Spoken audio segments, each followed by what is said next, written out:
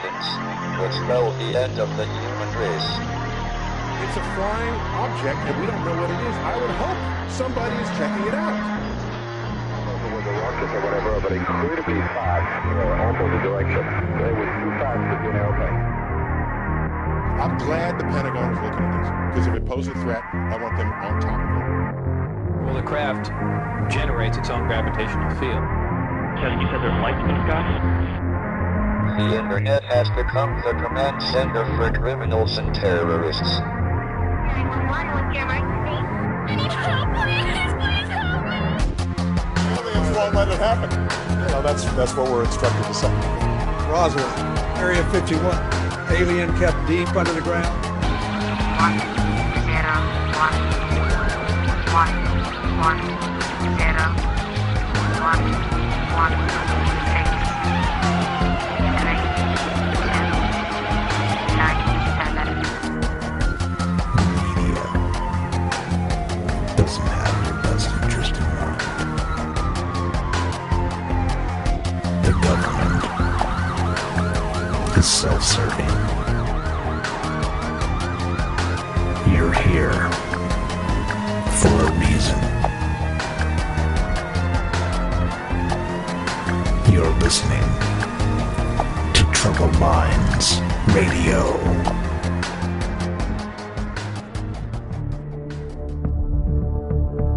Broadcasting live from a secret bunker just off the extraterrestrial highway. Somewhere in the desert sands outside of Las Vegas. From somewhere in space-time, loosely labeled Generation X on planet Earth.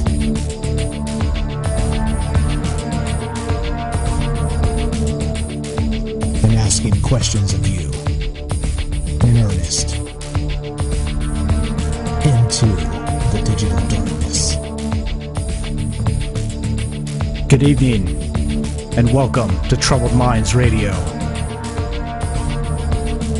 I am your host, Michael Strange. I am here with your co-host, Frank Pierce.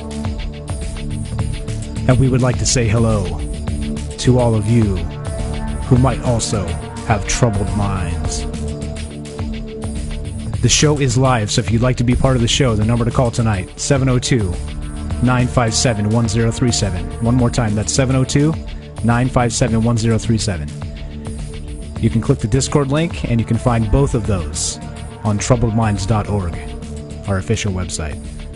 The date is December 9th, 2018. So if you're listening tonight, this is a live show, and you guys know what to do. Give us a call. We're reading comments in the Facebook stream, and when we can stream back on YouTube, we'll be reading those comments as well, but for the time being, we can't. So that's a completely different off-topic story. However, we are doing this is actually a very special show. This is a different show. We set this one up. We've been working on this for quite some time, and we were lucky enough to get a guest to be on the show. Unfortunately, the guest is not live, so we did a previous interview. We're going to play some clips, but we got some pretty amazing information. So that's coming to you guys tonight, and we will be here live, reading comments and taking calls just like we normally do. But we do have clips of an interview that we conducted earlier this week. So pretty good stuff. That's coming to you straight away, as they say, over the pond or under the bridge, or I don't even know how you say it, but something like that. So if you're not new, you know we're about to do the news. So we do the news, and then we do the topic. So the topic tonight is aliens, abductions, mutilations, fake news, Bob Lazar, and more, featuring our guest, Marcus Lowth of UFO Insight. So we'll get there in just a second. But as you guys know, and we'll get to shout-outs in just another second, but as you guys do know, there are things that need to happen, important things that need to happen before we get that far. And if you're not new, you know exactly what's about to happen. Ladies and gentlemen, your co-host, Frank Pierce.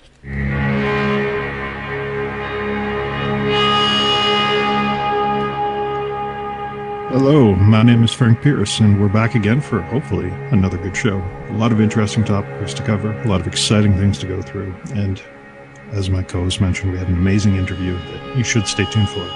Now, as always, this is a live show, so if you go to troubledminds.org, which is the website, you can click on the Discord link there and join the Discord. Discord is an online chat client you can use to type comments to us or hop onto the on-air channel, which is where we talk. You can also dial a phone number, 702-957-1037. And if you call that, we'll put you right on the show and listen to any stories or comments or criticism that you happen to have. That's what we like to do. We have so many good topics, so many good ideas, so many good suggestions from the audience that you guys are as much as a part of the show as we are. So that's how we do this, and hopefully we'll have a good show. Let's get into it. How about we'll definitely have a good show? Let's do that. Okay, so before we get into the news here, I've got so many shout-outs. Holy smokes, guys. Michael gets the vaunted first. We'll say Michael J, because there's so many Michaels on the stream. The evil Michael, the good Michael, and the neutral, chaotic neutral Michael, or what have you. Okay, so we got Michael, we got Nick, we got Todd, Billy, Fred, another Michael, Jeremy, Juan, Paul, who else? Dave, Jeremiah, Joshua, John, Christopher, Damien, Charla. I said Paul. I think I said Paul. Paul, if not Paul. And Billy, what's happening? What's happening, guys? Everybody, lots of people here already. This is amazing. Thanks for showing up. And this is going to be a special show. So we have not done this as of yet. And if you like this, we will hopefully do some more of this. But before we do that, I'll quit the tease and we'll just get to the news. What we got, Frank? What are we looking at? Let's open this YouTube video right off the bat. NASA's Jet Propulsion Laboratory. The Sounds of Mars. So, as you all know, InSight lander was successfully landed on Mars, and the goal of this rover, this installation, is to take seismographic data of the Martian surface to collect information about how Mars works and various other scientific endeavors. And I think it's a good idea, I guess. We need to know the activity beneath the Martian surface, if there's any earthquakes, if there's any potential other things. This thing's going to drill in deep to the surface to get more information about all those organic compounds we've been hearing about. But anyway, this thing has kind of a recording device on it. So they have, for the first time, as far as I'm aware, captured the sounds of Mars. So the Martian wind, the various other activity. We actually get to hear what Mars sounds like. So let's play this video. Again, our tax dollars paid for this damn thing, so hopefully we're fine playing it. And it's pretty interesting. All right, let's do it. This is the, what is this called? NASA's InSight senses. Go ahead. Read that. Sounds of Mars. NASA's InSight senses Martian wind. So again, this they successfully landed this rover stationary platform, and we're getting to listen to Martian wind for the first time ever. Action. I don't think the dramatic music is part. Touchdown confirmed.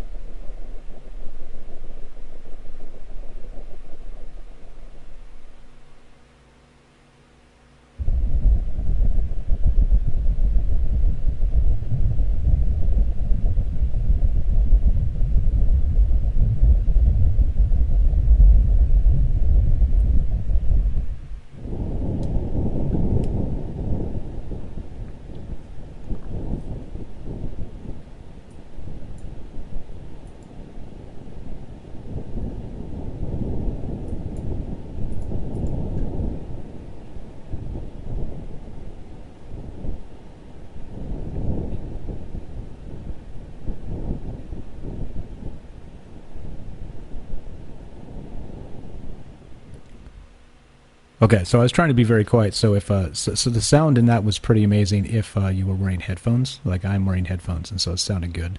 So if you guys missed it, I recommend you go back and listen to this. I was trying not to breathe heavily into the microphone while it was playing, so you can actually hear what this sounds like. If you couldn't catch part of it, it was decibels low, and they had to pitch it up so you could hear it a little bit. But with headphones, it was a pretty sweet rumble. So if you guys missed it, like I said, we'll link the video. I'll actually put it right up in the stream right now. So if you guys want to check it out, you can hear the sound yourselves, which was pretty cool. And if not, then you can check it out when we on the archive when we're done here. But yeah, I don't know what you think, Frank. I thought that sounded pretty amazing, like a nice low rumble, boom, boom, earthquake style. Here's the link. Oh, it sounded good, did it? Did it? Well, guess what? Again, NASA's playing their typical games. This is all fake. So again, they've upped the octaves by a couple. They've increased the speed by a factor of 100 and increased the frequency by a factor of 100. So there was a section in that video where it was dead silent, and that's what you would hear if you were on Mars. Dead silence. This noise that you heard, again, it's a production. It's a theater. It's a painting they put in place because there's no sound there. There isn't. And when you have to increase the speed and the pitch by a factor of 100 and shift the octaves up in order to hear it, well, you're inventing something. You're making something that isn't there. It's the same thing with all these nebula photos. We've covered that before. You look at these wonderful starscapes, all these pretty beautiful colors and all these twinkling stars. They're not real. They've added color on top. They've chosen what elements to include. It's Photoshop. It is. And we've played clips on the show before where NASA's inventing essentially photographs of space. There is some basis in reality for them because the stars are actually there, but all these colors and all these things, they're nonsense. They're not real. They've made it. They have an artist employed there who makes it his job to select these certain elements to get the photographs to look like this. And this is the same thing here. Is if you go through that video very precisely, you'll see in the center, they're playing the raw data, the real sound, and you don't hear anything. Only when they pitch it up and increase the frequency and the speed do you start to hear something. So, this is more of the same. Listening to the sounds of Jupiter, right? Those are not really the sounds of Jupiter. You don't actually hear anything. You just hear what they've transformed it into. But again, this is the kind of stuff NASA does. In order to hear something, they have to edit the data. But when we look at a picture of a rock that looks like a spoon, for example, that's not real. That's not a spoon. We look at a picture of a rock that looks like a rodent. Well, NASA would say that, again, that's pareidolia. That's not real. That's not a rodent. That's not, you're not seeing what your eyes are telling you. Well, here, we're listening. We don't hear anything. So NASA takes the time to edit this so we do hear something. Do you see there's kind of a conflict of interest there? All these interesting things on the surface that we look at, they're fake. They're not real. They're pareidolia. You're seeing things that aren't there. But when NASA comes out with data, they have to edit it in order for you to see something, in order for you to hear something. So this whole scheme they have going on, it really gets to me. It really gets to me. Do you kind of understand what I'm saying here? Yeah, it's business as usual for NASA. I kind of thought to myself when I saw it was pitched up a couple octaves, it changes everything. It's if you take a song and pitch it up a couple octaves, we just had a lesson in that. You sound like chipmunks, right? It's exactly that. And so they've done that just so we can hear it, right? So they're putting on a show. This is kind of like Tom DeLonge and their whatever whatever game they're playing. It's more about the show than it is about the actual data. So I know this is preliminary, okay? So we have to give NASA a little bit of credit so far, because this is just the first amount of data they're releasing, even though they have to doctor it and all these other things. So maybe there's going to be some more amazing stuff coming from this. So I don't want to dog this entirely right now, but I'm with you. When you have to change the octaves up or down or what have you, just for people to hear it, for to fall into the audio resonance of human beings, then again, that would be silence there. It would just like playing a dog whistle or something where we can't hear it, but the dog can, right? That's exactly what would be happening. And so if a human being was standing in place of that InSight lander right now, guess what? Silence. you might catch the wind on your face, but I'm not sure other than that. I think so. This was just not the actual wind sound itself. This was the vibration of the wind. The vibration of the wind. Yeah, so it was the wind, but again, the atmospheric pressure on Mars is so low that any wind, unless there's a sandstorm blowing by, any wind is almost dead quiet. It's impossible to hear because, again, you hear sounds through vibration of air molecules, and when there's no air molecules there, you don't hear anything.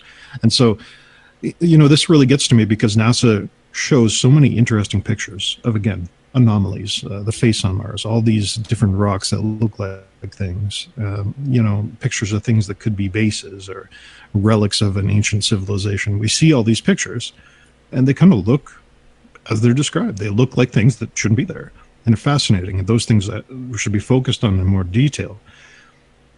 But then NASA comes along, and they have to make something, like they have all this interesting stuff right in front of them, but they choose to ignore that and to amplify and create these sounds and these nebula photos and all these pictures.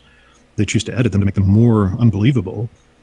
When, again, maybe you should just focus on what's right in front of you, all these anomalies that we see everywhere, because that's the more interesting story. Yeah, and we had a good comment. Anthony said if there was no sound, then what are they changing? You lost your own argument. I'm not really making an argument, and I stated it poorly myself, but you're right. So it's not audible to the human ear, so they have to change it so we can hear it. So, yeah, you're right. You're right in one sense. But they had to speed it up 100 times too. So you are listening to that sound. That sound is 100 times faster than what it actually is. So essentially, those sounds have no bearing on reality because, again, you couldn't listen to someone speak 100 times faster and understand anything they have to say. You couldn't listen to the birds chirp 100 times faster and make sense of them as birds chirping. This is completely edited. So there is an underlying bass sound. You're correct about that. But when you have to speed it up by 100 times, that's a big speed up. It just makes it nonsense. Doesn't represent reality. And yeah, and Jeremiah says it was pretend sound. That's what NASA does. There we go. So again, this remains to be seen. This is what NASA has done. They doctor their pictures, they doctor their videos, and now they doctor their sound, right? Because they're trying to package it so that it's clickbait, so it's consumable, so that we can feel like our taxpayer money is making a difference some way or somehow. But here we go. We got some sounds. It was a pretty impressive bass sound. So like I said, I recommend headphones, and I don't know, maybe we'll put a drum track to it and do something sweet with it. That would be kind of cool. But yeah, so what do you guys think? This is sounds from Mars. This is how NASA maps it out. This is how they make it. This is how they edit it. This is how they doctor it. This is how they send it to our ears. So do you think this is worthwhile? Hopefully there's more information coming from this thing that's a little bit better than a bad soundtrack, but what do you guys think? As always, the show is live, so if you want to be part of the show, 702-957-1037, go to troubledminds.org. That is the official website, and you can find the phone number and the Discord link there. We'll put you on Discord. You can talk to Frank and Mike and whoever else is listening and about this and all the other things. So there we go. Anything else about this one, Frank? No, we can move on. But again, it's also part of the way I guess they package it. They package it as listen to the sounds of Mars. That's the headline. That's the tagline that goes around everywhere. But if instead had they been a little more honest and said, Mars is dead quiet, but if you edit the sounds, you will hear them, or something like that. So instead of saying these are the sounds of Mars, they could say Mars is quiet, but when you take the underlying sound, increase the speed, change the octave, change the frequency, this is what you hear. That's a more honest way to go about it. It seems to me, anyway. It is a government agency, after all. So, I mean, yeah.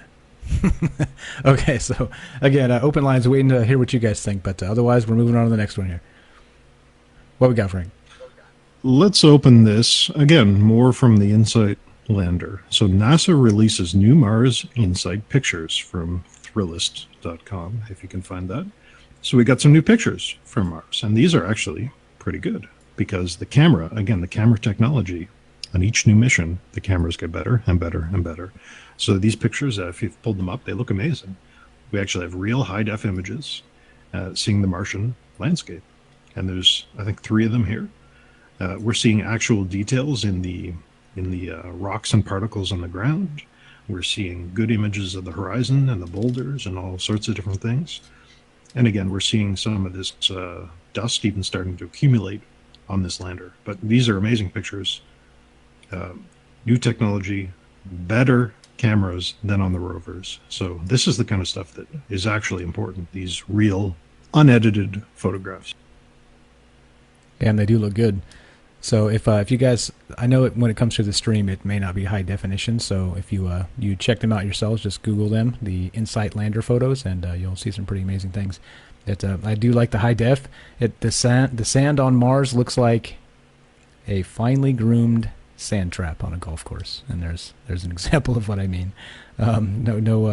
Very few little divots. It looks like no alien tracks of things walking around on there, but it definitely looks like a little bit of wind happenings. You got a little bit of the rock on the left side there. It looks like it's moved in the sand, but otherwise it looks pretty well manicured, right? Like it's a pristine planet waiting for somebody to show up and maybe build some somethings, build some maybe grow some crops. Yeah, pretty good stuff. Now, I cannot substantiate this next statement. I cannot back it up. I won't verify it. But how much money do you want to bet that these photographs are edited? That they're not? They've polished them. They've taken some component. Again, maybe it's the color, maybe it's the clarity, but they've edited the photos to make them look better. I would place a whole lot of my money on that they've done something here, and that these are not actual raw images. That's the feeling I get. So again, I'm not substantiating this. I'm not saying that Mars isn't red, although there's been some speculation that it's not as red as it appears. But I bet they edited these. And that's the problem, is I want the raw photographs. I want the raw data. And these images, I don't know, they look too good to be true. Well, we'll see if they got a ton more that comes from it. Again, it's on them to teach us something here. So it looks to me, again, like I said, I'm willing to buy this for this right now. Photoshopped for sure, because they always do, right? They have to edit them. They have to do whatever they do. They have to make them nice and crispy so they get clicks, and so we talk about them. But otherwise, I mean, we'll see. Hopefully, we get more of this and a lot more of this, because this is pretty good stuff. I agree. Looks good. Definitely looks good. Yeah, definitely. Again, I just want transparency. I want them to be honest from the start. I want them to say, you can't hear anything, but when we changed this sound, you start to hear something that resembles wind. I want them to show these photographs raw, unedited, no polishing, no cropping, no filters, nothing. I want to see what we're actually seeing, and I don't feel like I can trust them to give us that data, and it's truly unfortunate. Agreed. But we have some nice photos, so one way or the other, here we are looking at them. What do you guys think? Is this worth it? Is this worthwhile? You're hopeful for this mission, or do you think this is a bunch of hogwash? They're wasting more tax money and pulling our leg. What do you guys think? Still waiting for a phone call. 702-957-1037. Go to troubleminds.org. Click the Discord link. We'll put you on the show, and you can tell us what you think. Tons of good comments already. It's going to be impossible to read them all tonight, because we've got some long clips to play here with our guest coming up. But if you guys want to get on the show, you know what to do. Give us a call. That's the best way. Okay, so what else? Anything else on this one, Frank? No, we could move on. But again, this data is starting to come out. So if you pay attention to the news, you want to go to NASA's website, keep on top of it, because this tends to be when NASA releases stuff that people question. It is in the early days of a new mission. They start releasing all these photographs. And in the early days of the rover, they always saw strange stuff. And so maybe we'll start to see strange stuff here. Who knows? Maybe someone walking by in the promontory out there. I don't know. But pay attention to it, because, again, these photos are great. Okay, I agree. We got some amazing comments here. Michael says, I wonder if they'll Photoshop Musk's car out of the photos. Kelly says, of course it's a waste of money. They're giving us all bullshit. There we go. There's some random thoughts from the chat there. So again, you guys can type them in there. We'll read them if we can, but it's going to be more efficient to do it the other way. 702-957-1037. Go to troubleminds.org. And what do we got next, Frank?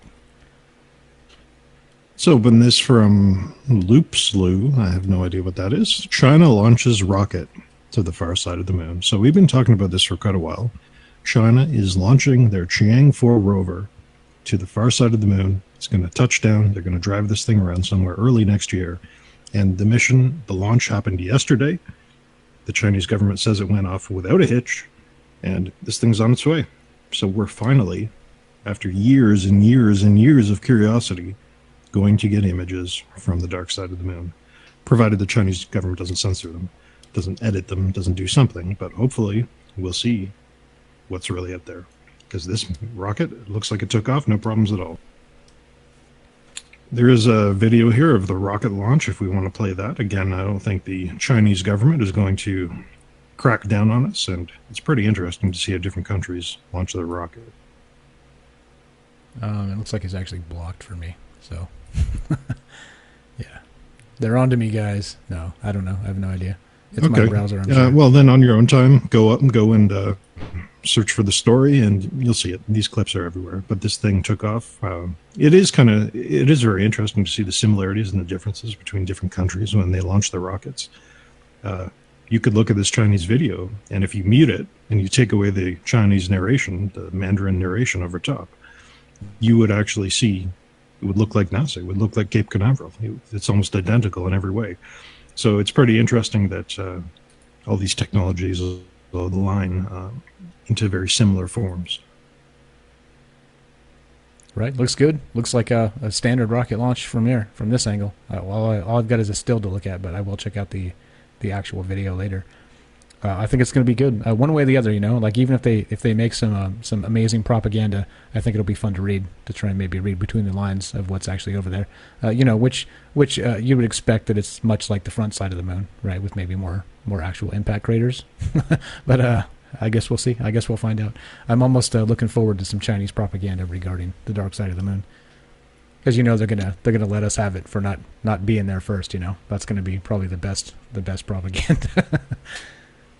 Or not. I don't know. Yeah, hopefully we do see something. Any information, again, is good information. Even that NASA sound thing, it's some information, but it's still good information. Even though we make fun of it and we say they misrepresent it, it's good information. It's more transparency. And so anything, I think, that comes from the Chinese going to the dark side, any information at all, can be looked at, can be verified, can be checked against itself, and I'm sure we'll see something interesting coming out of it. Right. So we'll keep an eye on this for sure and keep you guys updated as information comes out, because it should be a fun ride. Propaganda is always fun to sort through. It seems like it's all we do here.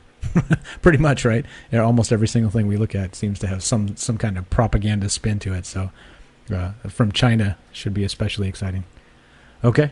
All right. What else? We got to get through this. Let's move on to this final story here. This one's interesting. So launch of rocket carrying U.S. spy agency payload called off seconds before liftoff. So there's a video here. Hopefully you can play this. This is interesting. So we got this United Launch Alliance using the Delta IV Heavy rocket to lift off a spy satellite from the Vandenberg Air Force Base in California. And they're putting this very classified, very secretive spy satellite up in orbit.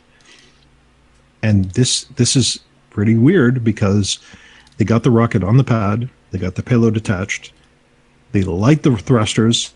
It's seconds, 2 seconds, I believe, from actually lifting off, and they canceled the entire thing. They shut it down.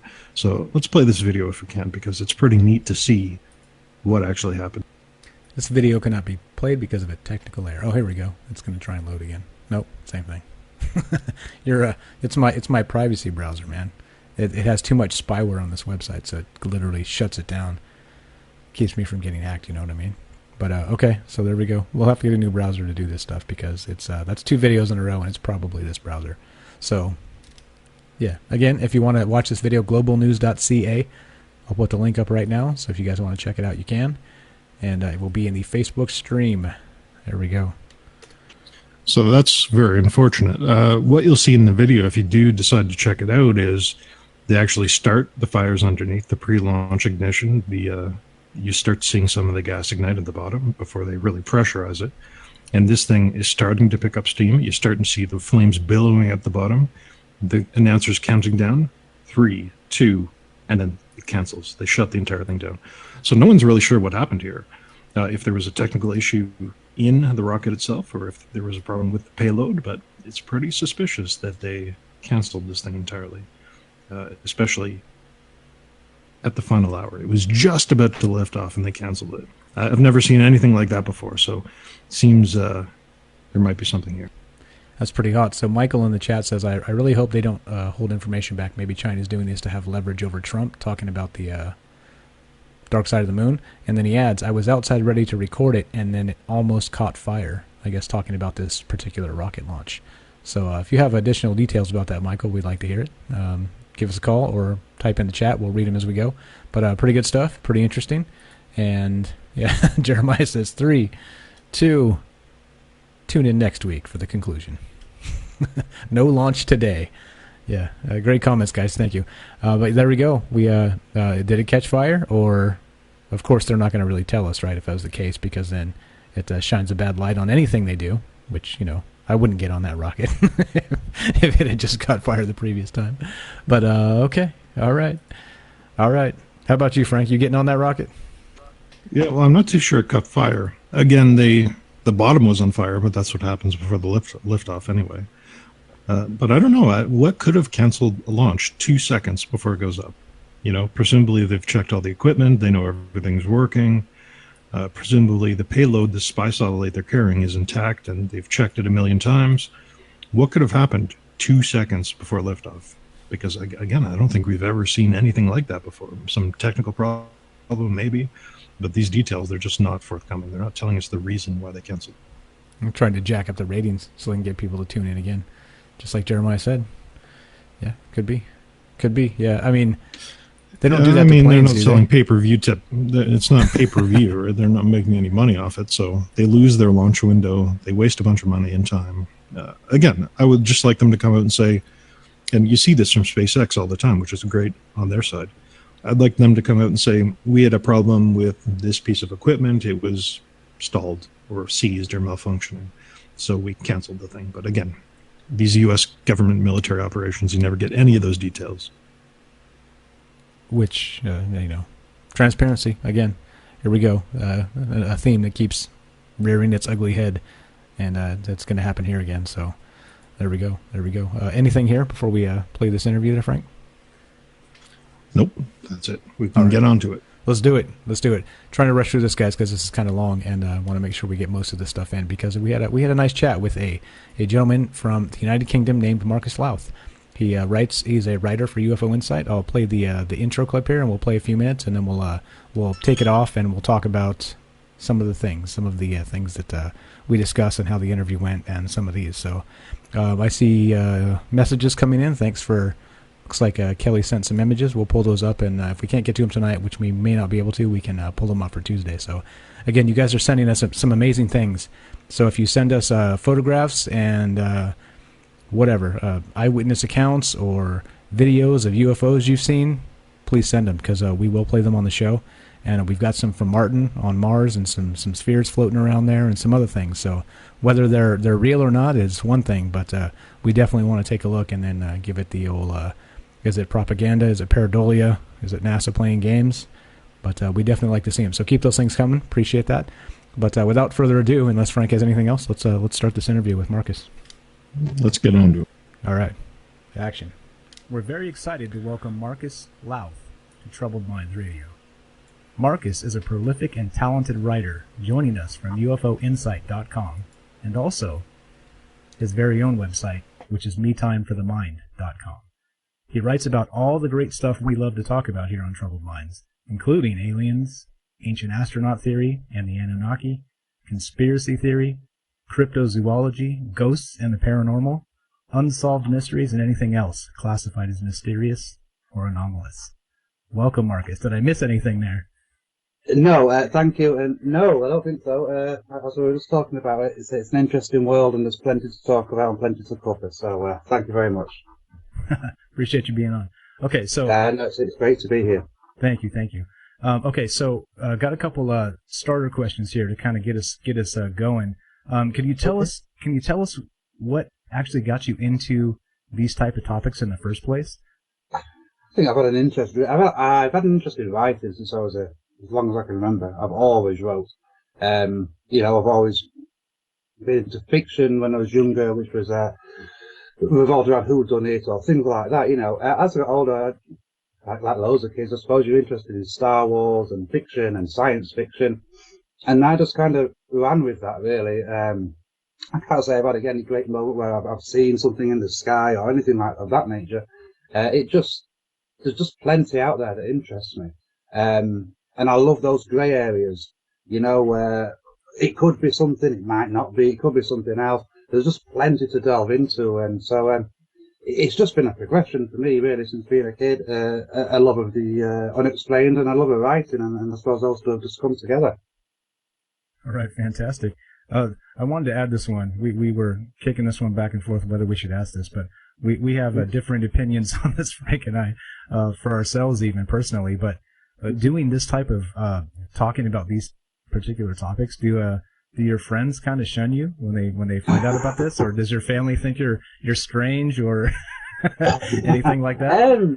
No, I mean, you know, I think the key is you've got to keep a level head as well. It's easy when you're writing about this type of stuff to, you know, to see things that probably aren't there. So with that in mind, you know, my wife and my son, you know, they really, I wouldn't say that we're a family of believers, you know. They kind of, if anything, they keep my feet on the ground and make sure that, you know, I'm not just running around saying, you know, the end of the world's coming and shouting at the sky and those type of things.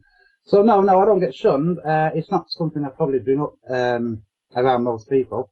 You know, you find like-minded people that are into the same interests as you, and you know, you explore them then. But no, not really. But then again, I don't shout about it from the rooftops there either. So yeah, it's an interesting thing. I don't know. I'll probably have to speak to some friends about that and see exactly what they do think. not shouting from the rooftop. That's a great comment. I'm sure I will be one day. yeah, exactly right. Okay, so we picked out a couple articles here that you've written. We want to talk a little bit about them.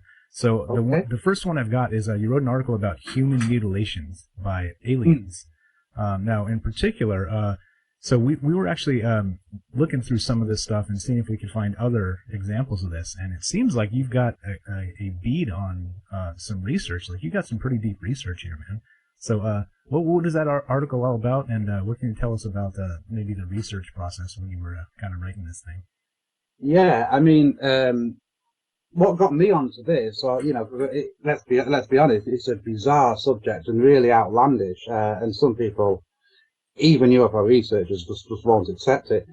I first come across this through Tony Dodd. Now he's a UK UFO researcher. I think he passed away in 2009, but at one point in the mid-90s, he was one of the leading UK UFO researchers. Now he picked it up from a reporter named Derek Goff. He was basically given information from, you know, like leaked information, documents that he shouldn't have had, and really what he was alluding to was there was a secret Thatcher Reagan program, top secret, that was not spoken about, and these were units which were ready to go on a moment's notice, apparently, according to the information he had. They would have predetermined information of where there was going to be a UFO crash or where there's going to be UFO activity, shall I say, and they would go and recover whether it would be the craft itself or, more often, mutilated corpses. Now, we all know about the cattle mutilation cases, but these corpses were human ones, at least according to Derek Goff. Now, eventually he came under a lot of fire from the police. He had his offices raided, so much so that he handed this information over to Don. His researchers, obviously he's got extensive contacts. He used to be a police officer himself. His research suggested that what Darren Goff was speaking about was absolutely correct. And he went on to talk about a case of, in 1988, the Reservoir Man in Brazil, which I don't know if you've seen pictures of this, but it's actually, if you've read the article, you will have. It's absolutely horrific, some of the injuries there. And so that's really what got me into it. And when you start researching from there, there's many more cases, individual cases that are just standalone. But when you start putting them together, it makes you wonder, you know, is there something to this? Now, as I say, it's very outlandish, but I do personally find Tony Dodd to be quite reliable. So that's what made me kind of start looking into this aspect of things. Talking about this secret unit that goes up and kind of cleans up after the aliens, is this cooperation with the government? Is this aliens doing it with the government's sanction, or is this just cover up? Is there an element of cooperation there, do you think? I think again, I think a lot of this depends on which researcher you believe. It would seem it's definitely a program. Now, whether this information of like, whether this, what should we say, advanced information of where these activities are going to occur is directly from extraterrestrials, which would be even more outlandish, or whether it's just some kind of, surveillance operation which a shadow government are conducting. We don't know. We have obviously heard of plenty of rumours to do with alien and human programs that are in place. I'm not sure on that one. As I say, it depends on which researchers you believe. The Tony Dodd researcher that I was speaking about, from what I can gather, it didn't involve aliens that were actually warning humans that this is going to happen. It was more of a case of it was surveillance of this, and they were trying to cover it up. Now, why they want to do that, obviously that's open to debate. Now, there seems to be some kind of dichotomy that we kind of see from time to time, in that if you believe this, the different types of aliens will do different things to you. So reptilians, they take you, you're gone forever. Whereas we see oftentimes Greys, these witness accounts of abductions, the Greys return these people and they come back. Yeah. Do you have any more information on that? Are different types of aliens involved in this, or? The different types of aliens is an interesting one because, it's an outlandish subject, but most of us could probably get our heads around an alien species visiting Earth, if we had to. And most of us would think of the Greys. I don't know if you've heard of a chap called Paul Hellyer, who was the Ministry of Defence, a Canadian Ministry of Defence minister. Very high-ranking chap. Now, he, on several occasions, has bluntly said that his inside information says that there's between 4 and 12 species of alien visiting Earth on a regular basis. He's not the only one, but he's certainly the most high-ranking person to say so. So, you could argue that, depending on which alien you encounter, is going to depend on what experience you have. It's interesting you mentioned the reptilians and the Greys, though, because, just going off a little bit on a tangent, some researchers still suggest that the Greys and the reptilians are one and the same, that the Grey appearance is nothing but a suit. I was researching a case only last night in Russia, where there was a recovered UFO with occupants, and they were grey aliens, but the suit, which most people think is the skin, was ripped, and there was claims that they could see reptilian sort of bodies within that suit. So again, it's a subject where you can just go down in so many different paths, and just the aliens themselves will allow you to do that. So yeah, there could be many different aliens visiting Earth, and they could have different agendas, and some of them could be in cahoots, if you like, with a shadow government, if such an organisation does actually exist. But okay, guys, so we are live. This is an interview we did previously this week with Marcus Lowth of UFO Insight. So I just want to make sure we're here. We are playing this. This is from an archive. We did this interview Monday night, and he was gracious enough to wake up at 6 a.m. United Kingdom time to do this. So we're playing this, and we are reading comments as we get them, as we can, because obviously there's going to be a lot here with the interview. But if you do want to be on the show, we're watching the phone lines. We are watching Discord. So if you want to get on Discord or get the phone number, 702-957-1037, go to troubleminds.org. That's the official website. You can find both of those on the top right of the page. We're going to keep on going. Yeah, so anything here, Frank, on what he's talking about before we continue this?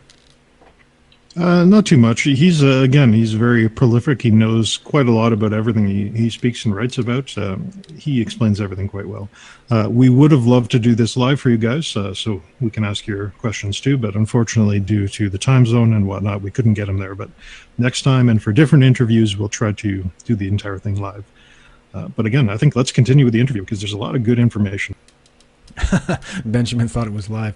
Yeah, sorry to break the illusion, guys, but yeah, so it is. Like I said, we are here. We are taking calls. So unfortunately, Marcus won't be taking calls, but we can talk about the discussion we had with him if you guys have questions on the topics or about how it went or whatever. So we are here looking for that, and we're going to keep this playing. So it is live. We are here live, and we're just kind of enjoying the interview again with you guys for the time being. So we are keeping an eye. Frank's here. I'm here, and here we go. Action. Marcus Lowth from UFO Insight. Yeah. I mean, and there's plenty to get stuck into in terms of how many different alien races may actually be visiting the planet. Yeah, so that's a kind of a good point and a bit of a tangent that you bring up is this detail creep that you see with all these stories. So the stories always seem to grow in the telling. People add their own detail. People keep exaggerating. It seems like how do you keep this straight? How do you keep all these details straight when you're doing the research? And how do you, avoid the obvious exaggerations? I think a lot of that goes back to what we were speaking about when we first started talking. About having people around you that kind of like maybe roll their eyes, and just kind of keep your own feet on the ground. I mean, I was speaking to somebody about this a few months ago that, like you said, there's obvious pitfalls. You can kind of look for things that aren't necessarily there or see things that aren't necessarily there because you're so deep within the research. I think like when you study history, we don't know for sure anything that's ever happened. It's all a case of working out the most probable situations and going with the researcher or the research that you find to be most probable. And so I think really you just have to apply that to that, the UFO and alien question. As we said, I think I've used this word about 6 times now. There's some outlandish claims, and some of them might be only outlandish because of our own perception. Our minds are kind of programmed to stay in the real world, if you like. And so anything that's a little bit outside of that realm, we find it hard to get our heads around anyway. But yeah, it's just a case of, having to ask yourself a question, how likely is this? As outlandish as it is, how likely is this? And you just ultimately got to make a call based on your own research, really. But yeah, it is hard to say, not hard to say from the exaggeration, but you've got to be aware of it. And, it happens to us all, I'm sure. I mean, if you read about Eric von Daniken, the Ancient Astronaut author, in his own words, he said, his first couple of books that he wrote, he was young. Not that his information was inaccurate, but it was a little bit exaggerated, and that was just through youthful exuberance, So, yeah, you've just got to be aware, I think, and I guess having people around you that maybe aren't as passionate as maybe you are can sometimes just make you second look at things and think, okay, maybe I'm a bit too eager with that. But yeah, there certainly are pitfalls. You're right there. Yeah, that's a very good point, is that depending on who you're talking to, the details are outlandish. I think for most people, all these details, all these subjects, all these topics are completely outlandish. So it's a good point. Yeah, just surrounding yourself, with some kind of sanity, essentially, will keep you grounded and keep your eyes on the prize. Not to interrupt, I think another good way is just to sometimes look at things that have happened in the past. Like the good example here would be the JFK one. I know it's nothing to do with UFOs, but for years and years, people saying, this isn't add up, this isn't right. And, we were told that there was one gunman and bullets flew around corners and all that kind of nonsense.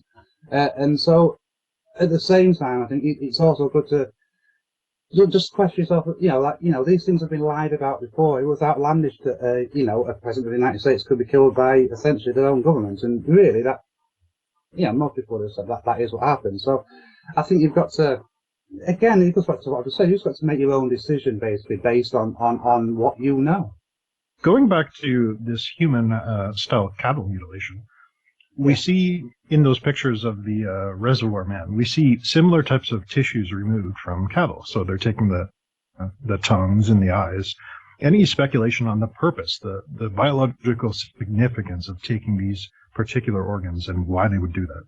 Yeah, that's a good question. I mean, if we're going to assume for the moment that it is aliens that are doing this, then obviously it's got to be some kind of experimentation. Now, I was speaking to somebody on a podcast recently about why these abductions are happening in the first place. Now, if you've heard of a gentleman named David Jacobs, again, a very professional man, now he made the claim that these alien abductions were part of like a breeding program. And these aliens that were performing these, which he called the Greys, required humans to breed. So when we look at these injuries, the same as they are on cattle, which is quite bizarre, but you've got to assume that it's some kind of experimentation to do with the human makeup, the human genome. But as I say, what the purpose would be, that stumps me as much as anyone else, really. As I say, they're very similar to the capital mutilations, the complete draining of blood. I have heard some theories that the draining of blood is for supplies, for blood. Now again, what that could be used for, who knows? But I think it's such an outlandish kind of conspiracy theory that a lot of people don't do any further research, and those that did, like going back to the goth chat, they kind of face, a bit of a payback really for that. So, in short, I'm not sure why this is happening, but it does appear that it is happening. Whether it's a government program behind it and not aliens at all, that could be the case also. It could be a cover-up of a cover-up, but it's certainly something. What I do think there's something there to investigate. What it'll ultimately end up being, who knows? Is it aliens? It could be, but it certainly could be other things as well. We're well aware that governments, world governments, just need to take a look at the news over the last couple of weeks. We're capable of things that most of us just wouldn't imagine. So it's just something that we need to keep looking at, I think. Myself and other UFO researchers, and certainly researchers in the field, need to just keep looking at a little bit more. One thing I noticed when looking into these human mutilations is that, for example, the liver wouldn't be missing. It would still be in the person. And that would be an obvious sign that humans are involved. Alcoholic uncle needs a new liver. Well, here we go. We'll pretend it's some kind of mutilation. But that important tissue is still in the body. Have you ever noticed or come across cases where, it's obviously organ harvesting, or can you differentiate things like that? The organ harvesting is a great point, really, because I didn't expect to be speaking about this. I think there is very much, some personal opinion, but I think there's very much a conspiracy regarding things like organ harvesting. Not going to mention particular countries, but there's research to suggest that certain countries are very big on this. And if you're going to say that's a government conspiracy regarding organ harvesting, then you can't really think of anything better than say, let's blame it on aliens. Because, people are just going to not really make a connection to the government. In terms of actual cases, I can't say I've come across any individual cases that would suggest this, but it is a theory that's crossed my mind before as well. That, I think the organ harvesting conspiracies are very much worth looking into. Yeah, it seems they don't take these important tissues, though. It's the tongue and the eyes. And why would anyone want a tongue? It doesn't seem to make any sense. So there's definitely something here with the type of tissues they take. I would say, as you say, these bodies, from what little I understand about organ harvesting and organ transplantation, is that these organs, they will only be workable outside the body for X amount of time. Whether these bodies are actually just still preserving these organs until they can be moved on, who knows? But regarding why they take tongue and lip samples, perhaps they're actually using those to, grow from those genes. You just know what I mean? You've heard of taking DNA samples from animals and growing from that. But the draining of the blood is what interests me a lot with these, because again, the blood supplies and where they might be going and what they might be used for, the plasma in the blood, for example, I think is where the real cover-up will probably be in this. Yeah, that's an interesting point you bring up. So we like to go back into history and even look at folklore and things like this, and that's something you're always seeing, whether it's a story of a witch bathing in the blood of someone, or a vampire draining the blood, or we have all these folklore, all these tales about blood being taken, and that's an interesting point, that now in this modern day, we're seeing blood being taken not by a witch, not by a vampire, but by an alien. I think there is something out there. I think you're onto something. It's interesting you say. When I was thinking about this chat earlier on, or last night to me now, but I was thinking about the vampire legends over time, and it's interesting going back to the reptilians. Now, again, I don't want to get too much on the David Icke type tangent here, but obviously, David Icke is probably the first person you think of when you mention reptilian entities and so on and so forth. Now, a lot of the conspiracy that he speaks about is that these creatures require human blood to shapeshift and to keep the human form. And so again, in this modern age, maybe these blood supplies are being taken, like you say, through alleged alien abductions and human mutilation. But over the course of history, we've had things such as vampire killers, Vlad the Impaler, for example, is a great example of somebody who was just completely bloodthirsty. Now, whether these people are actually requiring blood to maintain human form, as researchers such as David Icke suggests, then, that's open to debate. But like you say, there seems to be like an historic preoccupation with blood, with human blood. And it makes you wonder, as you say, because it just makes you wonder why. And especially when you hear today conspiracies of the elite, celebrities, the Hollywood elite, and so on and so forth, using, the plasma of infant blood and blood of youth to stay young. And, this is a conspiracy, but scientifically this is backed up that you can actually do this. So, it does make you wonder. There's plenty of food for thought there, I think. In these human cattle mutilations, we obviously have the body returned and mutilated. Yeah. What do you think is going on with these mass abductions? Is this an accident that the body was returned and left there? And in these mass abductions, do you think they're doing much of the same thing? They're just harvesting these things and disposing of them on the sly, like keeping the bodies hidden somewhere? It's an interesting theory. I mean, the word used there, harvesting, UFO researcher Linda Moulton Howe uses exactly the same word, that she suspects a lot of these things. And, you can go right through history, the Easter Island disappearances. Plenty of ships have been discovered with the crew completely disappeared. And I think you mentioned the Canadian one when we first started speaking, in the Nunavut region. She described it exactly as a harvesting. Now, whether that harvesting was, as we would understand it, in an ominous way, or whether they were transported, if you like, if we look at the ancient astronaut theory, and whether they were taken home, it's open to debate, but you would imagine the signs really are quite ominous. Now, why some people are returned, like you say, and why others just completely disappear, again, we could be speaking about different races of aliens, different agendas, and we don't know. But the mass the mass disappearances, we're either talking about alien abduction here, or we're talking about some natural phenomena that's we just don't understand. We probably we don't even know exists. For example, dark matter.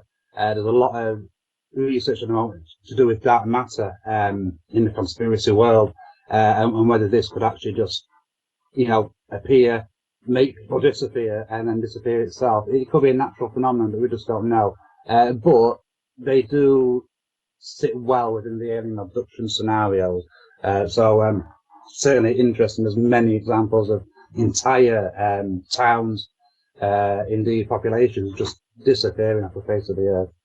Yeah, can we cover that one quickly? So there was a town in Nunavut, and I believe it was a trapper went to restock his supplies there, and then what happened? What did he see? Yeah, the third trapper called Joe LaBelle, he was in that region. He came across the settlement, and it looked like, people were there. There was fires burning, there was pots of food on the stove cooking. However, when he went to investigate, there was nobody there. The food had burnt down, so it was a charred mess, really. The fires were still burning, but they'd not taken any of their supplies. They'd not taken any warmth, any clothing, etc. Even more bizarre is that their graves of the dead had been dug up and the bodies removed. So, to think that they would do that, take the dead bodies out of there, but not take the food, not take the supplies with them, and there was no tracks or anything leading away from this area. So for all intents and purposes, they had just disappeared. And furthermore, the dead remains have disappeared. Now that's interesting, because if we're talking about alien abduction and we're talking about why are they doing this and are they using, human organs, human bodies, human blood for whatever agenda they might have, then, if they're going to take a society, then they almost take the dead as well. And it makes you wonder whether they're just treating them as spare parts, Again, that word, it's outrageous, but it's a fact. It did happen. Where they went, we just don't know. But yeah, they just completely vanished into thin air, and nobody knows where they went, basically. It does put you in the mind of an experiment. You have this isolated group of people, and they disappear. And of course, if you were experimenting on this isolated group of people, you'd want their corpses as well. So this story that they just completely vanished, and the frozen ground, I believe, was dug up to get their bones and their body parts. It's a very frightening story that's horrifying to hear about. And you have to wonder if this kind of stuff has been going on forever, and we just don't notice. Yeah, I mean, this is it. I mean, we know about this society here. We know about, like, you know, some of the more ancient ones, like the Easter Island population. But yeah, I mean, you know, just because we know about those, there could be others that we just have no idea existed and they've just disappeared off the face of the earth. And especially if we, you know, if we think about, like you say, it could have been going on for thousands and thousands of years. You know, I was speaking to somebody about ancient civilizations, ancient advanced civilizations that could have existed in prehistory, you know, that we just have no idea existed. And the reason we have no idea is because they just could have disappeared overnight, literally. And that's probably, you know, it's just something to mull over. But I think you're absolutely right. I think the signs are there that these kind of things have been happening for a while. We can theorize that it's aliens, and there's a lot of reason to suggest that. But it could also be a natural phenomenon that, you know, as I say, we just don't understand. I mean, recently there was a story about like a bell rang and, you know, went right around the earth is how they pronounced it. We don't know why that happened. We don't know what the reason was for that. There's plenty happens on the planet that we just don't understand, and it could be something like that. But it could also be alien abduction too. You know, it's an interesting topic. Yeah, I like the way, if you're familiar with Missing 411 and David Paulides, how he covers it.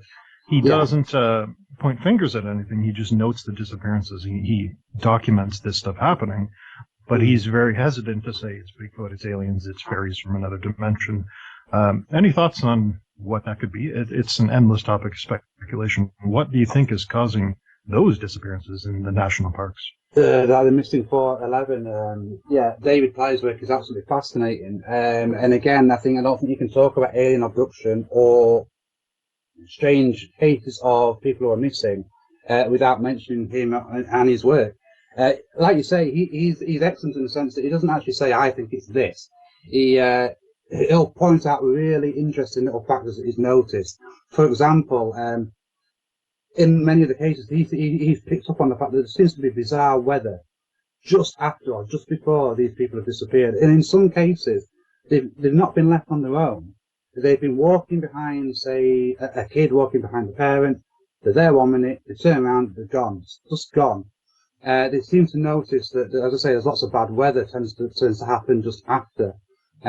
Generally rain, which is just bizarre. He doesn't know the reason for this, but he's just noticed that this happens a lot around these abductions or disappearances, should we say.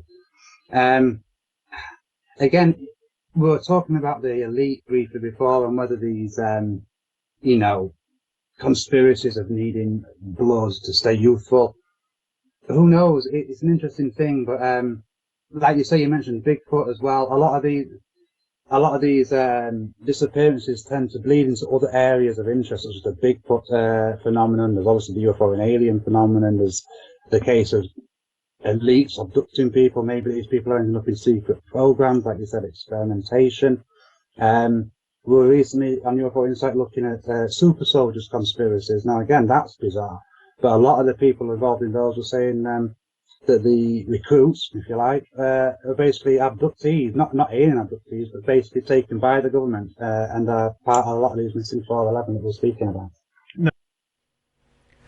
All right, guys, we are live. So this is Marcus Lowth from UFO Insight. I've got the website up, ufoinsight.com.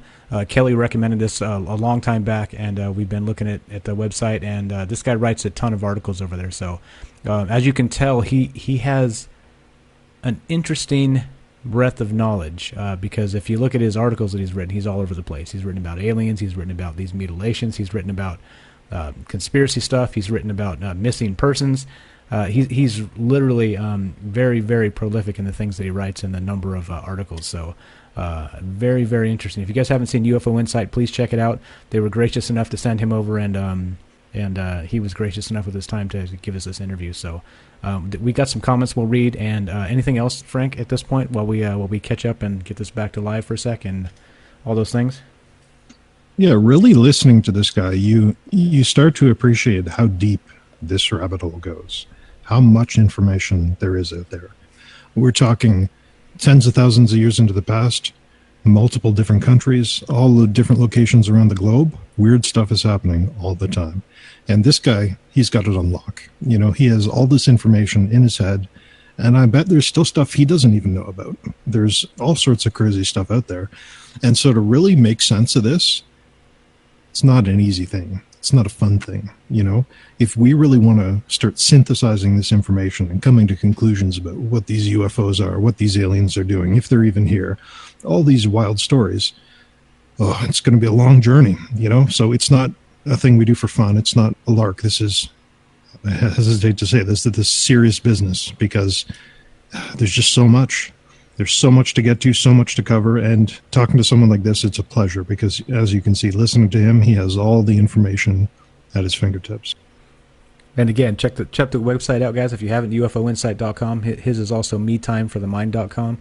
Pretty good stuff there. So hopefully in the future we will cover more of his articles, because it seems like, as we talked about briefly, and we'll get to a little bit later in the interview here, that his research is all over the place, which is fantastic, because he doesn't have a couple sources. He's got sources from everywhere, which is really how you should do it. You know, we've all talked about holding each other accountable, and when you go off the rails, or if you're kind of taking things a little bit too far or making huge assumptions. And he talks about a lot of that, and how fake news today, and some of those things are taking us in directions we probably don't want to go, and probably shouldn't go. So. Good stuff coming. But again, so we are live. We are live here. We're playing this archived interview. We did this on Monday night, and here we are playing this. But we are here listening with you guys, and we get a rare night where we can kind of be audiences for just a sec here. And there we go. There we go. There we go. Todd says, just my personal opinion, for future reference, you guys should keep the show live. Yes, that's why we're here live. We could have just pressed play and walked away, but here we are. So we are taking calls. So if you want to call in, Todd, we will pause this thing, and we will let you go. Let you tell us what you want to say. But the problem is, again, it was the time zone. We tried to get him on live, and when we start this show, it's literally, I think, 5 o'clock in the morning for him. So he was nice enough to adjust and make it happen anyway. So there we go. So anyway, guys, this is like we said, we preferred live, and he said he would do live as well. It's just the time zone was too much. Okay, but yeah, what do you guys think at this point? So tons of stuff here, right? We got all kinds of things. The guys we're talking about human mutilations. We're talking about heck, I don't even know. We spun around 3 times at this point. We're talking about Kelly was saying in the chat, mass or civilizations just disappearing entirely. Let's see. Hold on. Yeah, 4 a.m. says Dave. Dave's British as well. Thank you, Dave. 4 a.m. So we start at 4 a.m. United Kingdom time. Assuming there's only one time zone there? I have no idea. Any idea on that time zone, Frank? Maybe Dave can enlighten us. Yeah, there's only one time zone there. But that's a good point. This is our first foray into these interviews, so we thought we'd try it out. But again, in the future, we got a few people in mind, so we'll try to get them live, and we'll do the show live. You can pitch in, you can comment, you can ask them questions that will relate to them as well. But yeah, this is our first time doing it. And this guy, I have to tell you, even though this isn't live, this is a great interview in my opinion, because this guy has integrity. This guy, you listen to him talk, listen how he weighs the evidence. He doesn't sensationalize things. He looks at the facts, and this is, I really enjoy reading this guy's articles, and you guys should check it out too, ufoinsight.com. There you go. Okay. And then, yeah, Todd says, I get it. That's why I said future reference. Yeah, appreciate that, man. Appreciate the feedback. All feedback is good feedback, so thank you, everybody. There's some chat in here about how do we pronounce Todd's last name, but I don't think we should get into that. Other stuff, let's see. Kelly had a couple good comments here. He says, missing whole societies and groups of people is a fact through our history for millennia. So talking about mass abduction scenarios and possibilities. So kind of what we've touched on a little bit in the interview here. And then he also adds, now how is missing people and how I'm talking about villages and our whole society is a natural phenomena. Yeah, and that's a great point. It's clearly, unless you have, like you can talk about the Mayans or the Aztecs or those civilizations in Central America, let's say, they completely vanished, right? And they still, they've postulated drought or some other things. So, they said deforestation and global warming. Like all of this stuff has actually come out as possibilities, but I don't think at this point there's nothing definitive. Nobody really knows about where they went. Obviously there's some of their blood in modern people, of course, but it's who who's to say, right? And this is again part of what Marcus will say as we go on, and what he started with is that it's a mysterious world here. It's a big world. There's a lot of things we don't know, and I think if we're at the point where we are too busy to ask those questions, guess what? Those questions don't get asked. So he's very much a common mind with all of us, thinking in similar ways that we do, and looking into the things that we all like to talk about, the things that we all like to put our minds toward, and we think that don't get enough airtime. So that's what we're here. That's why we did this. And yeah, so we got some more comments here. Billy says, this is an amazing source of information. Thank you. I hope you're talking about UFO Insight, because we agree. Definitely good stuff. Marcus writes a lot of the stuff over there. So if you haven't checked it out, please do. Kelly says, all this aliens, dark worship, multidimensional beings, the Anunnaki, government rule are all connected. These deep rabbit holes all connect some way or another. It kind of seems like it, doesn't it, Frank? It seems like you can draw one or two lines, a hop, skip, and a jump, and these things kind of do stick together. You follow that? Yeah, I think even in the interview there, we're talking about blood, right? All these different stories of vampires collecting blood, stories of witches collecting blood. And again, those are very different things. And now we have stories of aliens collecting blood. So witches, vampires, aliens, completely different, but what they're doing is the same. So I think you're right, is that we put a mythological kind of wrapper over top of it to help us explain it, whether it's a witch or a vampire or an alien. But the root cause, the root issue, the person or entity or being doing that is all the same, even though we're describing it in very different ways. And I think we talked about that there. So I think you're right, is that going back far enough, looking at all these things, they probably do interconnect. They're probably different ways of describing the very same thing. And I believe we mentioned that even in the interview with the flood myth and all this kind of stuff. So again, yeah, good stuff here. I'm enjoying listening to this once again. Okay, so we're here. We are live, guys. So if you want to call in, we will cut this. We'll pause it at a good spot and take your call. The way to do that, again, 702-957-1037. Click the Discord link. You can find both of those on troubledminds.org. That's the official website. And we will take your call. We will take your comments. And we'll talk about this. We'll talk about Marcus and his comments and all these amazing topics. It's interesting when you start a conversation with somebody like this, and where it kind of goes, right? Because we had some notes of where we wanted it to go, but it kind of went far-ranging, which was pretty awesome. Because that doesn't happen with everybody, right? Like you get a particular guy that knows about cattle mutilations and only cattle mutilations, and that's kind of where the interview is. But man, Marcus knows all kinds of stuff, so pretty awesome. So I'm going to play this again. We will read the comments and catch them up, so keep them coming, guys. And if you want to get on the show, the way to do it, give us a call, 702-957-1037. Go to troubleminds.org. You can find that phone number and also the Discord link, which is a chat client and voice client. It's how Frank and I communicate and do the show, and we'll put you on the show. You can talk to Frank and Mike and everybody else listening. So here we go. We're going to keep this rolling. Let's see. Joe says missing 411 is also a very interesting topic. Yep, we touched on that a little bit, and let's keep this going. And then one more from Michael. He says folklore and a lot of myths seem to be real, but just fantasized. Werewolves could be some type of pissed off animal like alien. There we go. And it depends on how you think about it, right? It's how, just like Frank said, how you frame it in some sort of mythological wrapper, which is a fantastic way to put that, Frank. Very nice. It's we kind of we maybe fool ourselves. It's again another theme of the show is the Orwellian doublethink, right? Where we're told to think about things one way and things might be a different way entirely. Kind of like the Bible and maybe aliens involved and all this other stuff. So just stuff to keep in mind as we roll. But I'm going to keep this going. We are watching the phone lines. We are watching Discord. So if you guys want to be on, you know what to do. You know how to get on here. And here we go. We're going to finish this interview up. We'll have about 15 or so minutes left at the end. So we will have time to catch up and get everything done and take calls if you want to do that. But here we go. Action. Let's continue this. Now, in terms of people disappearing and all these mutilations, here's an open-ended question. How do you think this all ends? Is it just going to keep on going as it's always been going? Like, we're just going to keep disappearing and that'll be that? Or is it going to end with disclosure from the government, or the aliens going to get sloppy one day and we'll finally catch on to them? Like, where do you think this is going? Or is this story just going to continue forever as it has before? Again, it's a great question. If there's an end goal to all this, and say, for example, if we assume that it's alien abduction or alien involvement, if there's an end goal, you've got to assume there's one of two things, really. It's either an end goal where it's for the good of mankind, or, more likely, you would imagine, there's an ominous end goal. Now, what the end goal might be, so again, going back to David Jacobs, he would suggest it's a it's a program to infiltrate humanity by hybridization. Again, whether that will happen, I don't know.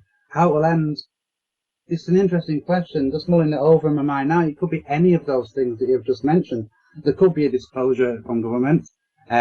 Why they would do that after so long, of just ignoring their requests for information and just denying things, I find that hard to believe. Whether aliens are just going to land on the White House lawn one day and make themselves known, again, I find that hard to believe too. I don't know. It's an interesting one. I suppose that's what keeps it interesting. We don't know where we're going with it. But it certainly appears that there are things to investigate and answers to be found. Maybe we might not like the answers we find out. But as I say, it's an interesting thought where we're going with it, because there's obviously something happening. I don't know ultimately. I think anyone who would give you the answer to that, I'd probably not trust them. As I say, the end goal could be quite ominous. So just have to see. Yeah, I think that's the best answer you can give is I don't know. You have to keep your mind open. You never know the answer. It just strikes me talking to you that this stuff could have been going on since ancient history. It could have been going on forever. And this idea that we're just now paying attention to it is kind of frightening, really. Oh yeah, absolutely. I mean, it could have been going on. I would even suggest cautiously that it's quite likely it's been going on since ancient history. Now, what that it is, we don't know. Has there been alien involvement or outside influence involved in human history? You could make a very good case that there has been. Even things such as the pyramids and buildings that we just can't build anymore, and the ancient technology that we just don't understand. So yeah, it could have been going. And again, just going back to that natural phenomenon thing again, that it could have been something we don't understand. But yeah, I think it has been going on for a while. It is frightening though that you say that if there's an outside influence that we just don't know about. Yeah, you can take it so far. How do we know our thoughts are our own? How do we know that what we think and what we feel is genuine to us, or whether we've been influenced somehow by an outside force? Some people say that these aliens aren't physical aliens as such that you can touch them. They're more energy entities. So yeah, I mean, there's just so much to get your head around. And I think you're right in saying that maybe not paying attention, but I suppose the life in general, there's so much just to keep you occupied that you just let these things fly by you, because you just haven't got the time. It's just an interesting world, basically. There's lots to be delved into. Yeah, definitely. Kind of an off-topic question here, but in writing this material and in doing research for our show as well, we often find that some of this stuff is getting removed from the internet. So classical YouTube conspiracy videos gone, web pages gone. It's all getting removed. It's all getting sanitized and censored. How do you think that plays into paying attention to this stuff as a whole? And how does that impact your writing and researching for this material when one day something is there and the next day it's gone? It's, I've noticed that myself. And it's strange what sort of topics tend to get removed. Now this could just be sloppy YouTubers, for example, but I tend to find any information on the pyramids that suggests there are power plants, suggesting that, like Tesla suggested that they were utilising free energy. They tend to come down quite quickly. We use quite a lot of links on UFO Insight to do with these videos and articles we've written, and I'm forever updating those. And it makes you wonder, is it a case of someone's just like, I can't bother with my YouTube channel anymore, so the link's gone? Or are people systematically going through and removing certain things? I think when you do that, whether it be the government or Facebook or whoever, when you start removing information from the public arena, you really kind of light the fire in some people, because they want to know, well, why? Why have you taken that away? I want to make my own mind up about what's right and what's wrong. And people just don't like that a lot of the time. So you're almost creating suspicion for yourself. But it's certainly true, certainly in the era of fake news, which, let's be honest, there's a lot of fake news and fake accounts out there, but I think it gives governments a real good excuse to clean up the internet. And, like at the moment, for example, we've never had access to this kind of information this quickly. At any point, we can just turn on the computer, find out anything about anything. And if there is something to hide, then that's going to really, discombobulate governments around the world, basically. And I suppose this could be the reaction that we're seeing now. As I say, fake news is really more damaging than we could think, because it's giving governments an excuse to wrap up lots of things that really probably don't need to be wrapped up, and we could do with finding out more about. Yeah, that's a good point you bring up in terms of the quality of news we see. And that's something again, this is going way off topic, but that's something we see on the show, is that I don't think there is any real news anymore. To my mind, pure news is this happened, then that happened. And there's no editorialization of it at all. It's just fact. But we don't see that anymore. It's all editorialized. This is my opinion. This is what I think. Yeah. How does that play into writing for this type of material, this alien conspiracy material? Do you stick to the facts, or do you try to form an opinion? And do you think that's damaging in some way to form your own opinion and put that out there?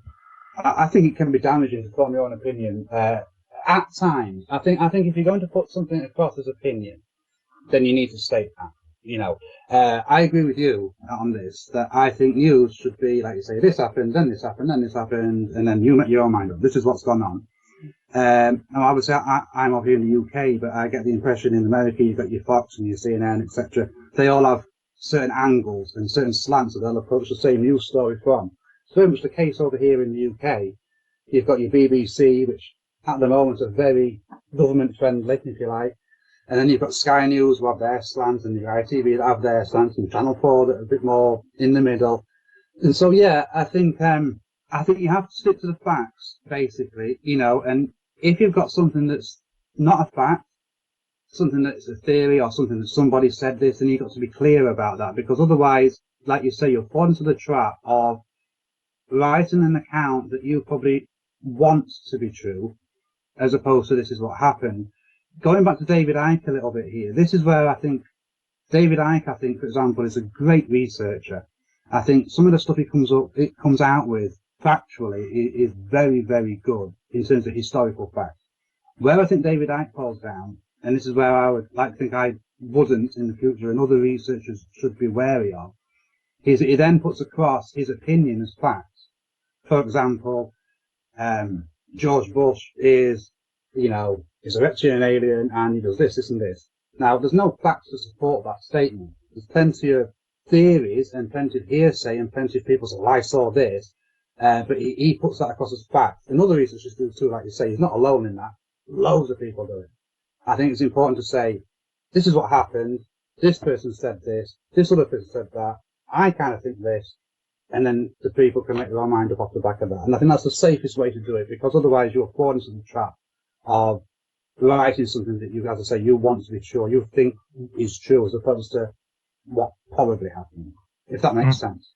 Oh, that does make perfect sense. Yeah, we see that. You mentioned Paul Heller, who was talking about, I believe, 14 different species of aliens existing. Then we have this Russian book on alien species. I think there was 70-something there.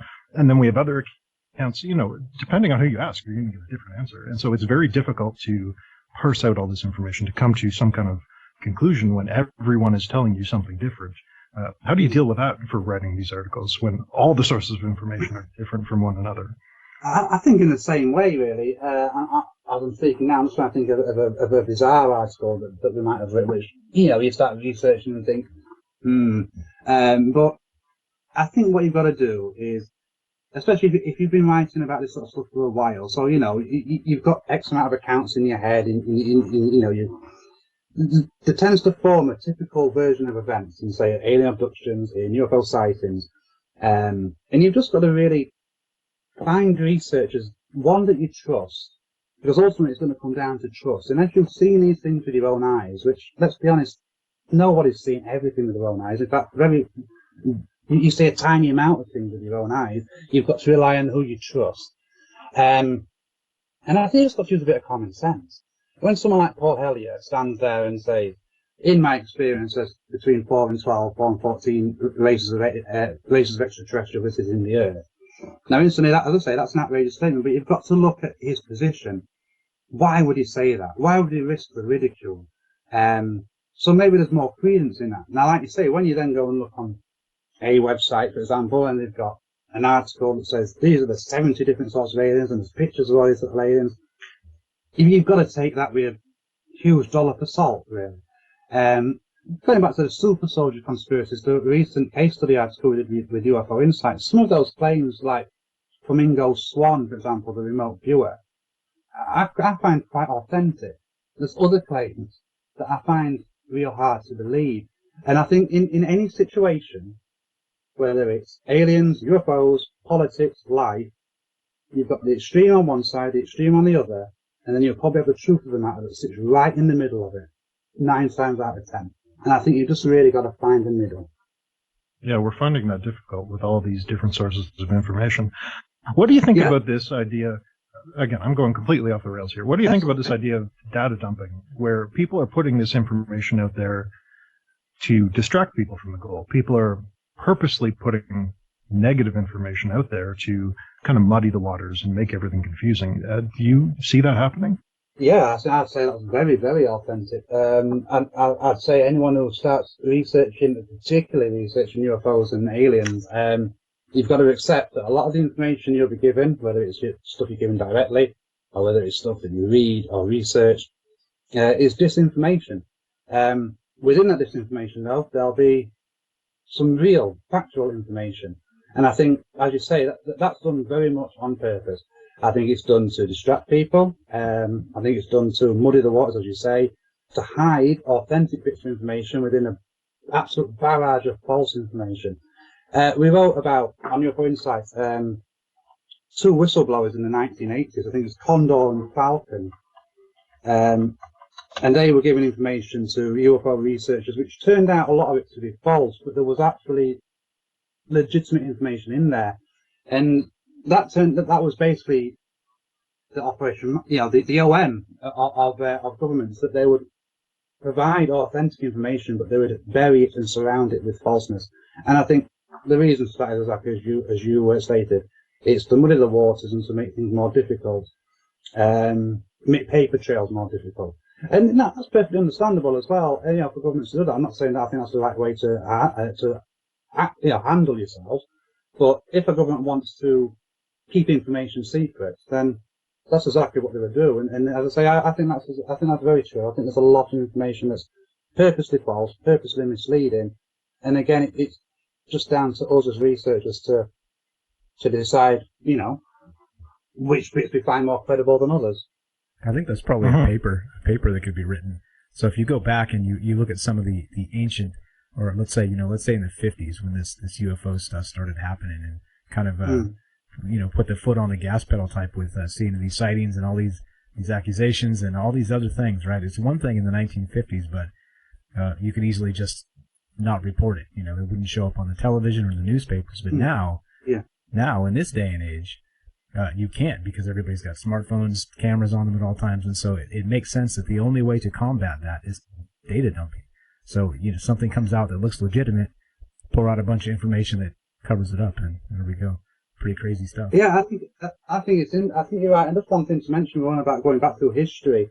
I think a lot of the myths and legends, and not all, but a lot, could operate in a very similar way, where you've got these outrageous claims or outrageous stories that are probably hiding a little bit of fact from prehistory.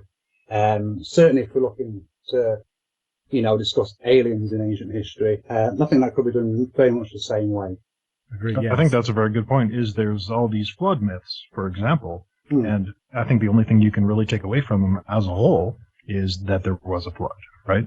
So there is a nugget of information there, and the rest of the spin they put on top of it, maybe ignore that, but you can take away that good fact that there might have been a flood. I would say what you would imagine is, just quickly, is that it would have been localized flooding, but at the time that would have been seen as the end of the world. Then you've got, like you said, the exaggeration, which is probably human nature anyway.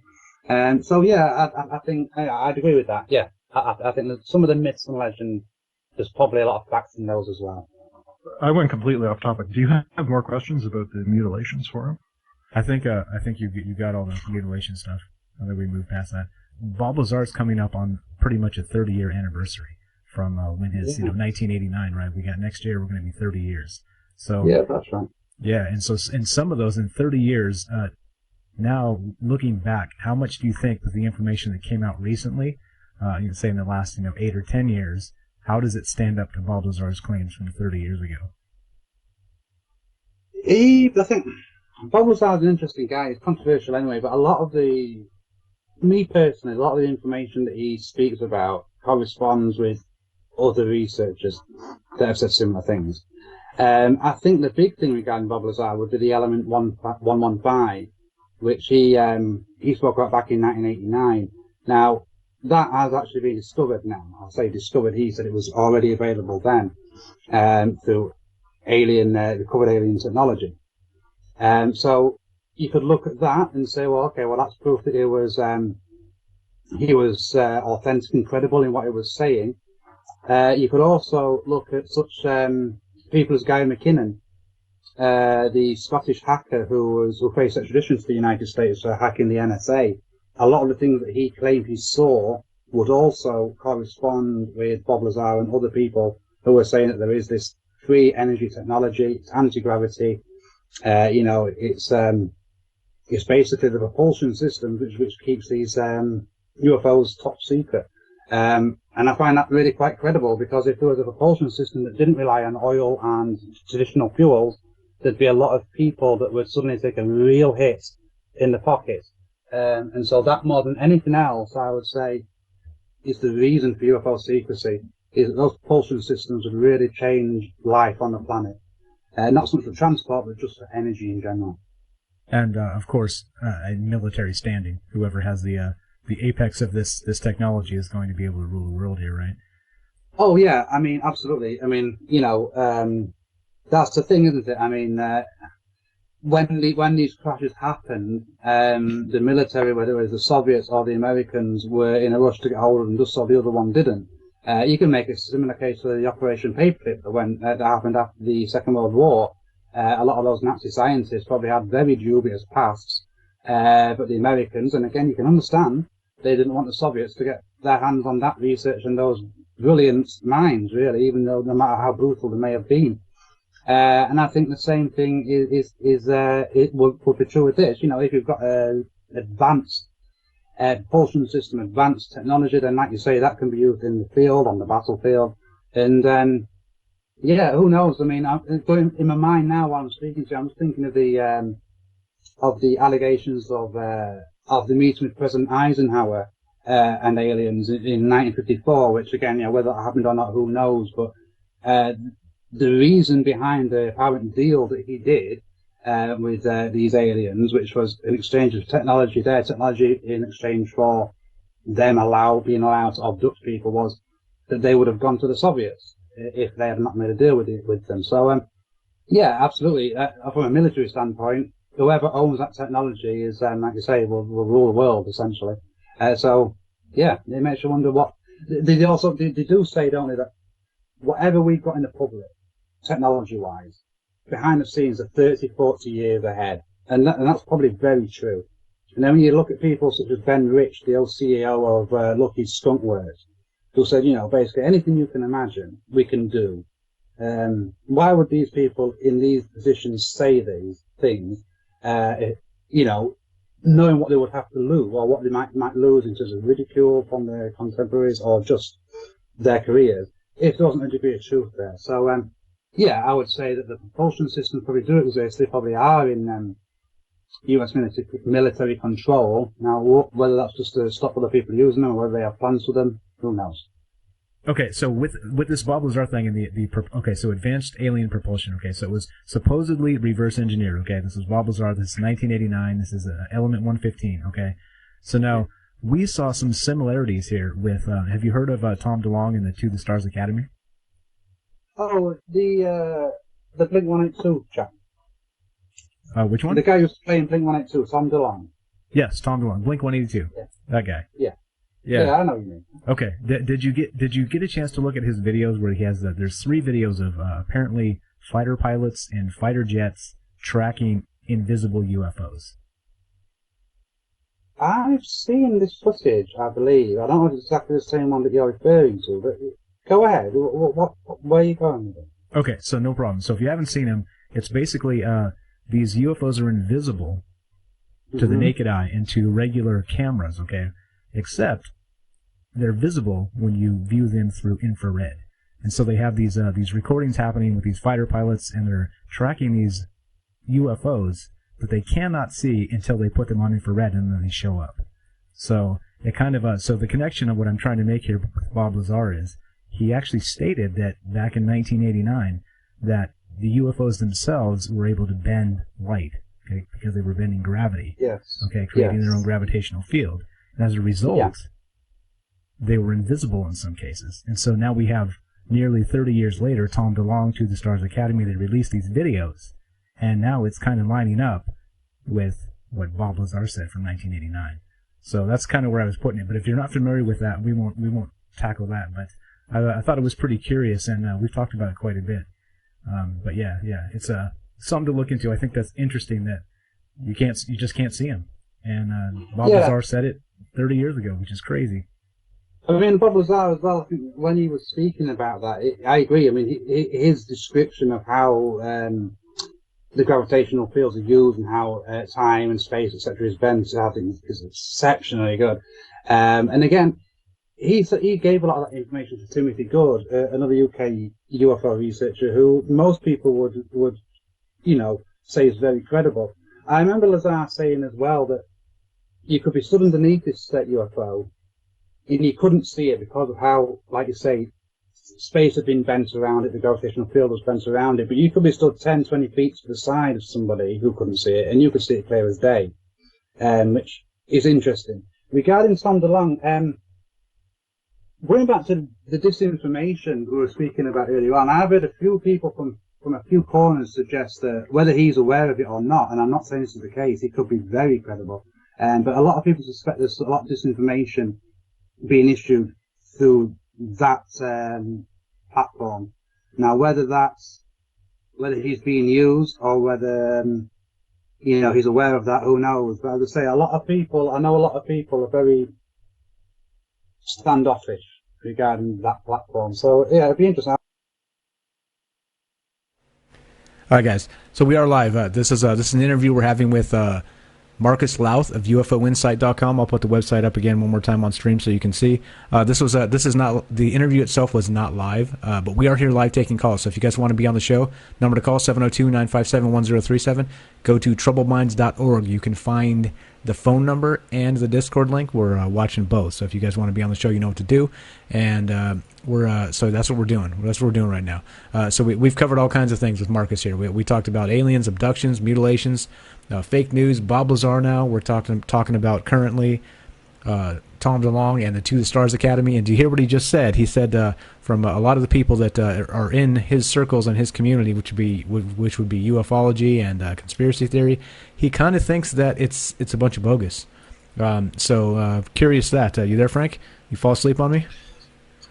Yeah, no, I'm still here. That's a very good point, is that think about all this crazy stuff. So we're talking about aliens, ghosts, demons, all sorts of weird, wacky, wild topics, right? And yet, two independent people from different countries even can say that Tom DeLonge is full of it, that he's either being fed disinformation or he's being swayed, and maybe he doesn't even realize what he's doing. But that's interesting. So even within all these crazy topics, there's still a kernel of truth. There's still a kernel of something you can grasp onto to kind of make sense of things. Isn't that interesting? That's kind of I never suspected we'd find that, where even though we're talking about crazy things to begin with, there's still sanity to be found within them. Am I making sense? Yeah, perfect sense. And so you can kind of so we had a guy in the beginning of the show here who was leaving some comments and saying, well, you just shot down your own argument with the statement you made. Well, we're here asking questions. We're not here making definitive statements, first off, and then second, you have to consider everything. And then of all the things that we know, right, it's going to be a tiny percentile versus all the things we don't know. So there's always that dynamic that we're dealing with. And, again, and a theme of the show, the government, academia, major corporations, the technocracy, like they would have us believe that we know a lot of the things that are known, okay, that can be known.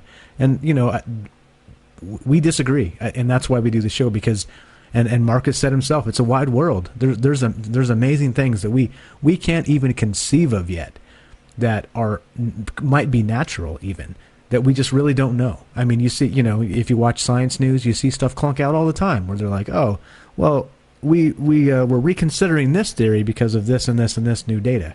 Well, if we knew everything a week ago, then why are we considering new data? You know what I mean? So I'm not bagging on science entirely. I'm just saying that we don't know it all. And so by framing it that we do know it all, I think we're making fools of ourselves, okay? So knowledge is one thing, hubris is completely another. And so I think we need to, as a human race, we need to maybe straddle that dynamic and not be so willing to say that we know everything. Because it in the end, I think it does us a disservice. Makes sense there, Frank? I think I'm... Yeah, absolutely. Keep an open mind. I think we've said that many times throughout the show, throughout the course of the show's history, that's all that's needed, really, is to keep an open mind. Don't rule out these possibilities. Don't say something is impossible just because you don't understand it. Again, I want to go back to Oumuamua. I know we covered that to death, but you see the attacks on this thing. You see all these negative false information, all these misrepresentations used against it, but still, to this day, we've never seen mathematical proof to kind of disprove that Harvard paper. And we see that everywhere now, is people just... I mean, we even talked about it with Marcus. People are just making stuff up, making random comments, and it's hard to make sense of things. And, if we just kept an open mind from the onset, stop trying to shoot everything down and understand what we see instead of trying to deny what we see, I think the world would make a lot more sense. And I think we covered those points in the interview, and that's the theme of the show. So I really enjoyed hearing someone else share that perspective, keeping an open... Definitely. And like you said, from another country. Never met the man. He was a pure joy to speak with, and a lot of the things he said are, like most people would decry him and us insane, right? Oh, you entertain the thoughts that there might be aliens that have visited this earth. You're insane, right? It's like the automatic. This is what you get. Except, hold on. Like, listen. Do you listen to the man? Does he sound insane to you? He didn't sound one drop of insane to me. He sounded more sane than most people I speak with. Okay, so what does that tell you? That says a lot, right? Yeah, I'm definitely crazier than he is. Okay. I'm coming up with some pretty wild theories. But yeah, so there is good people out there doing good research. And, I think one day if we start using this power of the internet and keep up this communication, keep up the spread of knowledge, I think we'll start to come to the truth. We mentioned in that interview a while back, what if all this stuff has been happening for years? And really think about that. What if civilizations and species and people have been abducted and mutilated and, tortured, kept like animals by the power of the aliens? What if they've been doing that since the dawn of time? And only now, because we have this power of the internet, this rapid share, spread, proliferation of information, we're able to put these pieces together and finally stop this trend from happening. Or else if we didn't have this, maybe this just continues. Maybe we keep being abused and used for whatever resource we're supposed to have. But now that we have this platform, we have the internet, we have communication with anyone we want, whenever we want, we can start to put these pieces together. And I think that's a very important point, is that once you start realizing what's happening, then you're capable of kind of doing something about it. But you got to get to that point first. You got to realize what's happening. And in the past, where you could only share information through books or word of mouth, that was more difficult. But now, again, it's all at our fingertips. We just have to use it and use it properly.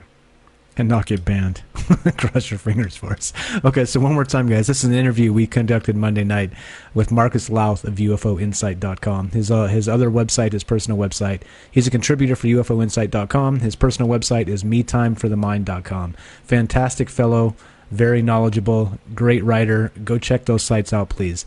They're going to do their best to help us bring more people here that are of like-minded as well. So yeah, but the more you guys go and visit those sites and bookmark them, go see them, follow their Twitters, all those things, follow their Facebooks, find them, contribute, be part of that community, because we're hoping that we're going to be able to expand our community, our Troubled Minds community, to join these type of sites that are basically fighting the same fight.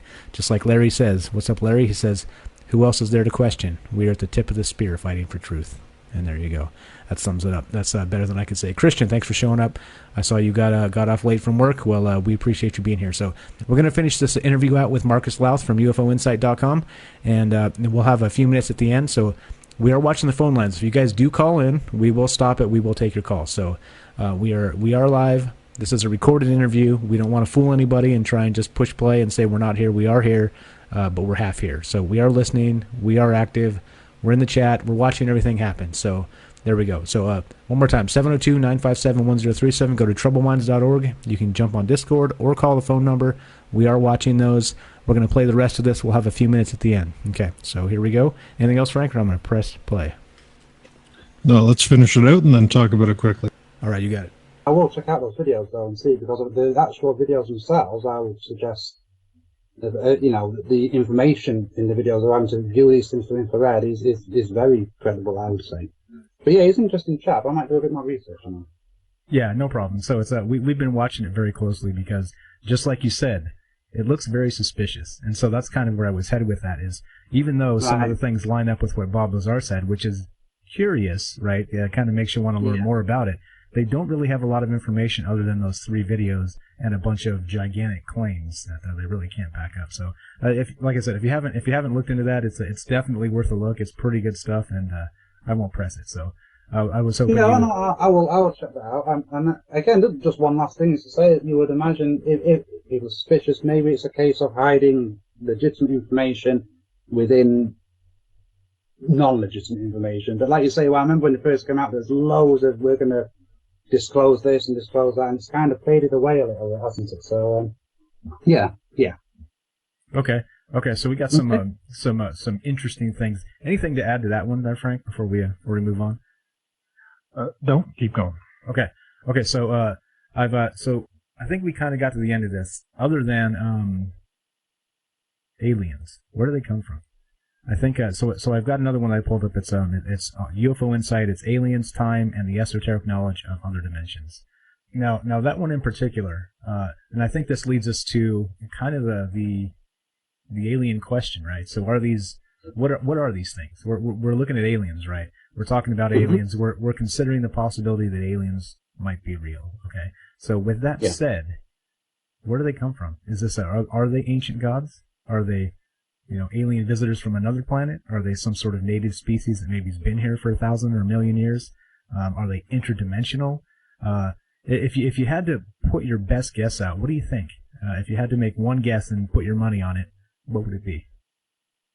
Okay, because it could be any of those things that you say in the possibilities are endless. But what I would suggest is one or two things. We've either got an indigenous species on the planet that we just don't know about now.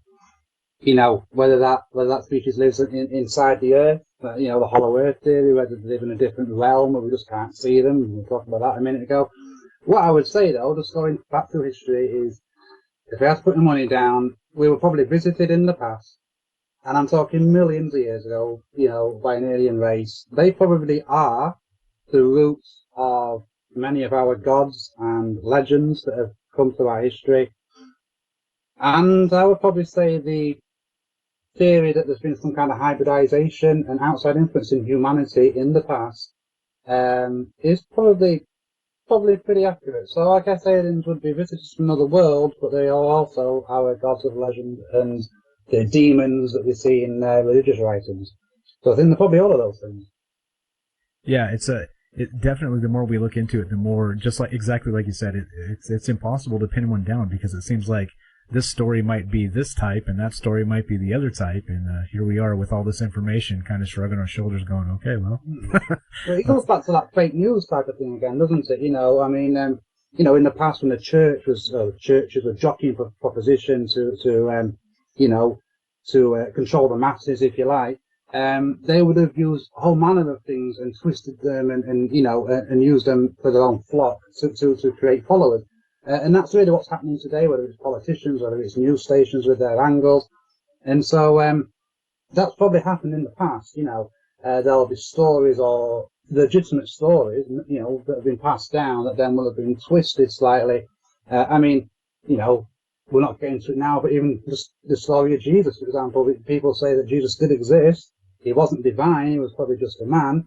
But the existence was twisted by the church and other religious organisations to suit their own ends. And that's probably what's happened with aliens and extraterrestrial visitors to the planet, if it has happened. and their presence here and any interaction that's happened has probably just been twisted around, and that's where we are today. And I think the more you research these sort of things, it bleeds into other areas. So the UFO and alien question could also bleed into other dimensions, into ghosts and hauntings, into paranormal in general, and into exopolitics. So it's just a fascinating subject, and it takes you to places that you just have not even thought about before. Yeah, the dog's making noise. Okay, so, that's what that was. Okay, so a few more here. So if you've written a lot of articles, do you have a count on how many articles you've written total about this topic, about these topics?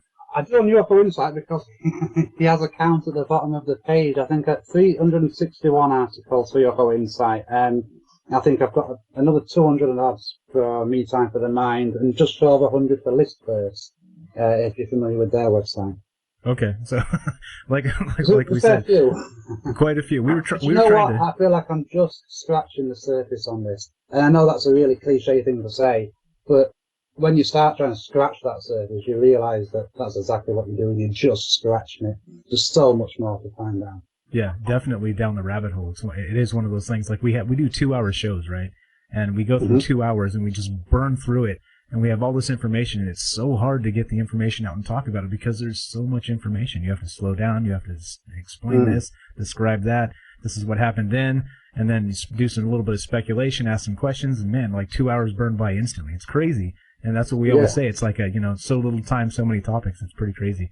Okay. Absolutely. Yeah, it's too much for one person. It's going to take numerous reasons. If there is an ultimate answer to the world, to the earth, to life and our history, it's going to take more than one researcher. It's going to take more than 100 researchers. It's going to take all of us really to just keep poking away at this, appreciating each other's work. So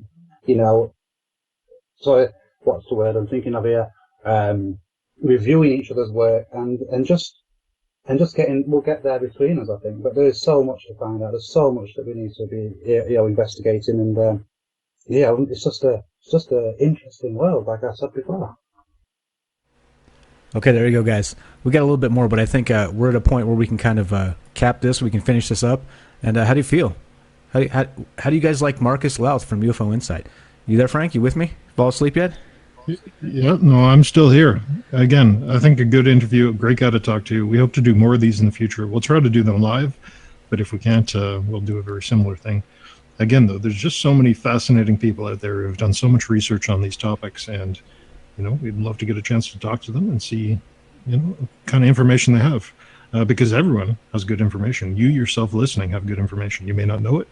The media may have brainwashed you to think that your opinion is unimportant, but it's just as important as anyone else's out there. So I think if we all come together again, I'll share this information, which is what we're trying to do on the show. We'll come to some conclusions about what's really going on here. May not be now, may not be tomorrow, but eventually.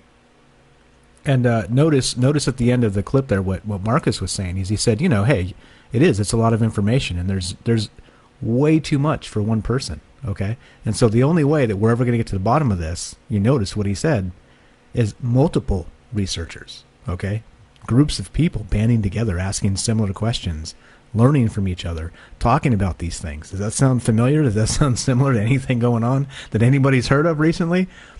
He's, he literally pinned down the point of doing this show. He pinned it down. That's why we're here. So we're ending this. Left a few minutes. So if we got phone calls, we got comments. We'll read some comments, but we got about 10 minutes left or so. So if you guys want to be on the show, you know what to do. 702-957-1037. Click on the Discord link, which you can find on troubledminds.org, the official website, on the top right, and we can have a conversation. We can talk about all the things tonight. Again, it was pretty far-ranging. Again, I put them in the title here: aliens, abductions, human mutilations, fake news, Bob Lazar, all kinds of stuff. Right? This is where the conversation went from. We started to how did you do your research, and how is writing article? How long you been writing articles? To all of those things. It's pretty amazing how 1 hour goes by so fast when you're talking about somebody that's so interesting, or that knows so many interesting things. Yeah, pretty good stuff. Yeah. Okay, so Still waiting. I'll read some comments here. Anything else, Frank? If you want to interject, just interrupt me. You know what to do. Tell me to shut up and keep on rolling. Actually, Michael's got a couple comments here. He says, while I was on active duty, I always asked my pilots if they ever experienced UFO stuff. They said no. Okay, so that's good. That's information. And then he says, to add on to the infrared, not all military aircraft are automatically equipped. It is an attachment pod that goes on the bottom side. And it also really only faces downwards, not forwards or upwards. The pilot helmet does not have infrared built in. Okay, again, more information, right? So those are the things we did not know. We are not military guys, okay? So if any of you guys, like Michael there, and I know Kelly has military experience, or anybody else out there, if you guys have actual military insight that can help us with this, that's exactly what we're looking for. And exactly why, like we said, Frank and I can speak to each other on Skype, and we don't get your guys' input. So that's fantastic input. That's exactly the type of stuff we're looking for. So thank you very much for that, Michael. Let's see, what else? Some more comments. Larry says, some Nephilim, I think it's Nephilim, were small with large skulls rather than giants. Maybe a link to Grey Origin. Yeah, possibly. Again, you know, like ancient aliens and the gods of yesteryear, of the olden days, of pre-civilization. It could be hand in hand. It could be intertwined. It could be the exact same thing. So yeah, definitely. Let me scroll up, look for any more comments here. Anything else there, Frank, while I'm scrolling? No, not really. Not really. Quite a lot in this show, but again, it's so fascinating to talk to these people, to learn their different opinions, and you'll really see that, you know, even though he's in a different country, these things are universal. They're happening everywhere. And I think we all got to come together, again, as we're trying to do here, and really explore these topics and try to figure them out. And that's what we're going to keep trying to do. Again, even that comment there about certain jets or certain military aircraft having these equipped, it gets the mind thinking, gets the, you know, the old brain power activated. You have to wonder, what's it going to be like 50, 100 years from now? So 50 years ago, we had no, you know, cameras on the ground. We had no, you know, security cameras everywhere. Nowadays, they're almost ubiquitous. You see them in malls and shopping carts and all this kind of stuff. Security cameras that can catch a glimpse of these UFOs in the skies.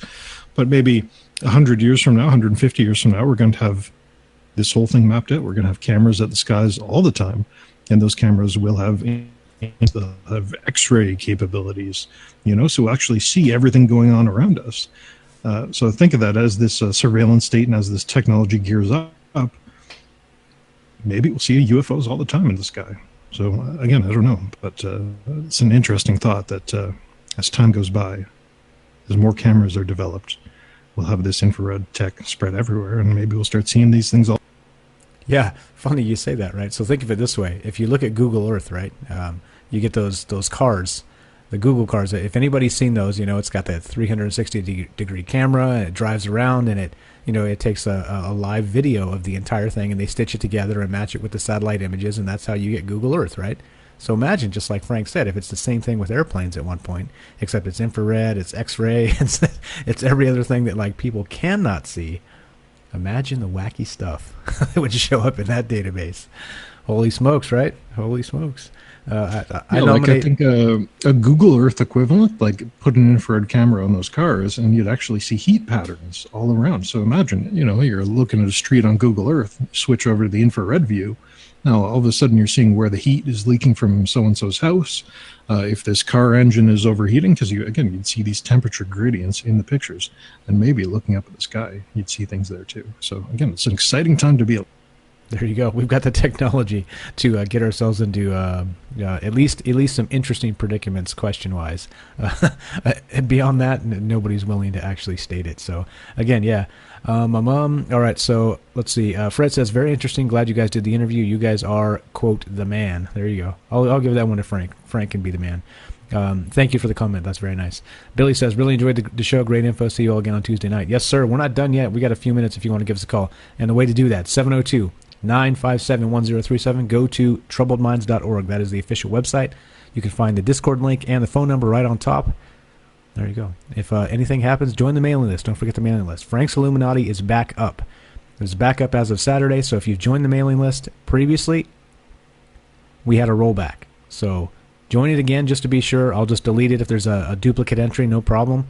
And you can have access to the secret shows, which are the Tuesday and Thursday shows now, and yeah, good stuff. Good stuff. We have a lot of good conversations in those shows that are kind of like that interview, very non-scripted. We just kind of go through what pops up and what you guys want to talk about, and definitely good stuff. So again, if you want to support the show, troubleminds.org, join the mailing list, all the socials, all that stuff. Anyway, okay, so a few more comments here. Larry says, crop circles, any data on deciphering new evidence? I'm going to ask you, Larry, have you watched our crop circles show? Because I'm telling you, we did a show on crop circles, and there is an actual scientific body that does crop circle examinations. So we haven't looked back at that, but maybe I think at some point we probably should. Hey, what do you think, Frank? Yeah, again, that's a very interesting point you bring up, because we see, like, you think about all these UFO videos, and you realize that UFO videos are being taken all the time. I could probably go on YouTube right now and find a UFO video from today, right? So this stuff is happening all the time. And you might not suspect this, but crop circles are also happening all the time. So there's the big websites out there, and yeah, we'll have to revisit it, but they're documenting these things happening. I would not be surprised. I would bet money that somewhere in the world today, within a few hours of this show, a crop circle was formed. And you think, nah, that doesn't happen. It only happens rarely, and people are fabricating them. No, they're happening everywhere, all across the world, all different countries. And so, again, talking about the power of the internet, it allows us to catalog these things and find them and share them. But yeah, this stuff is happening all the time to everyone. So, again, pay attention to what's out there. Keep your eyes open, because strange stuff is happening. I think we just kind of ignore it and move on with our lives. But it's all happening. It's all out there. It's fascinating. It's definitely good stuff. Okay, hold on. Somebody asked about crop circles. And if you haven't seen the video, the show, here we go. I'm linking it. I'm linking it direct to the website. Here's the crop circle. Okay, so here's some good stuff. If you guys like the show, right? This is going to be officially the official episode 39. Okay, this will be 39. Now the thing is, we've probably done another 20 on top of that that qualify as our secret shows that go into the vault. Okay, so they won't be in. You won't find them on the RSS feed or on SoundCloud or on iTunes or any of that. It literally goes into the vault. Okay, so you can catch it live here on Facebook or any other place we stream live. But after about a day or so, depending on what's going on, because sometimes we have problems with YouTube and other things, we take it down. So it definitely is bonus content. If you catch it live, it's amazing. But there's a ton of stuff. I mean, we did an entire hour on Oumuamua, on that paper, and that's in one of the secret episodes. That's in the vault. So a lot of the information that we talk about during the regular shows come from those conversations, and a lot of that information comes from you guys. So it's kind of cyclical here. We hear it from you, we look into it, we report it, we talk about these things, so we learn more about it, and then eventually, like the crop circles, we end up circling back. And we will at some point, because these things are still happening. Just because they don't get reported doesn't mean they're not happening. So we will at some point circle back to that, just like all these things. New evidence comes along all the time. And that's, again, so here's the thing, right? So a scientist would tell you the same thing. New evidence comes along all the time, and we have to change our views and perceptions of the world around us, all right? That would be a generic, quote from a scientist, right? Yeah. Is that fair to say, Frank? A scientist would probably say something similar to that? Well, I think that's the way it should be. That they, again, keep this open mind and say, yes, my current paradigm, my current theory of understanding could change tomorrow. But I think nowadays you're not. You're seeing a lot of people very militant in their ideas that this is how it is and we can't change that. This is what's happening and there's no argument. But again, that's not how you should be thinking, because science changes all the time and that's how it is. So, yeah, I get the point you're making. Unfortunately, I don't think it's quite true. Very unfortunate. Okay, well, let's say that a good scientist would make that statement. So, absolutely. Okay, there we go. Okay, we can agree on that. Now, here's the thing, right? Us here, who many scientists would deem off the rails, or crazy, or unstable, or maybe call us troubled minds. We're asking the same question. We're saying the same thing. As evidence comes along, we're keeping an eye out, and we're trying to parse through the propaganda storm and try and figure out what the hell's happening here. So, again, no surprise to you guys. No surprise to you guys. This is why you're here. This is why you listen to the show. But I urge you, if you have not heard our old shows, there's a lot of good information there. So we had people ask about crop circles here. Larry wanted to know about crop circles. We did an episode on that. It's a pretty good episode, I think. Somebody asked about the Anunnaki. We did a show on the Anunnaki. Okay, so we have touched on this, and it doesn't mean we won't come back to it. It means, please go back into the archive and check these things out. They're there. Go to SoundCloud, go to our website, go to iTunes or Spotify or any of those places. We're on all those places. Stitcher, or you can find it all on the website. And some of those shows, right? You'll forgive us for our early shows where I think we were a little bit more sketchy than we are now. We're probably better then than we are now, but we want to get better yet. So anyway, there we go. I urge you, please go back and listen to some of those things because there's a lot of good information there. We got an ending question here, unless you got no phone calls. 702-957-1037. Got a couple minutes left. And an ending question for you, Frank. Here's the question. In your words, what makes a good scientist? And that's a great question from Christian. What makes a good scientist, Frank? Ooh, I don't know. I wish I... It's a difficult question. I think it's just keeping an open mind. I think we're all scientists in a way. You got to keep an open mind. You got to look at the evidence, look at all the information that's available, and then come to these conclusions. Whereas I think what he's getting at here is most of the time now, especially we see things like global warming, we see all these politicized debates out there where you now have to have this one opinion. You have to have this one opinion, and if you don't have it, you don't get funding. And so it's kind of like culture is slowing down science, if that makes sense. We even touched on this briefly, I think, in a previous episode, talking about these artificial intelligences that were becoming perhaps very racist or very sexist, very misogynistic. And you look at that, you look at these artificial intelligences developing these opinions, and of course people freak out, and they don't want to accept this artificial intelligence opinion about these things. But is that true? Like there's a real debate there because these things are saying things and maybe we don't agree with them, maybe we do. I think we're throwing away unbiased, impartial sources of information to just confirm to our own narratives. I think I'm rambling here, but again, keeping an open mind is all there is. There you go. You keep an open mind, and that's it. I think, how do we get here? How did science get to the place where we're at?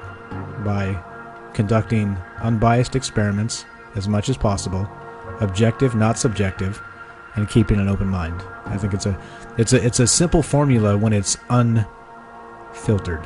When it's, what would you say? Yeah, and you add the political apparatus on top of that. You add all these agencies for funding that you have to go to. You have to go to the government to get funding. And you add all this stuff over top, and it kind of stymies the progress. It kind of adds layers of complexity to the pure goal of just looking around you and seeing what's there.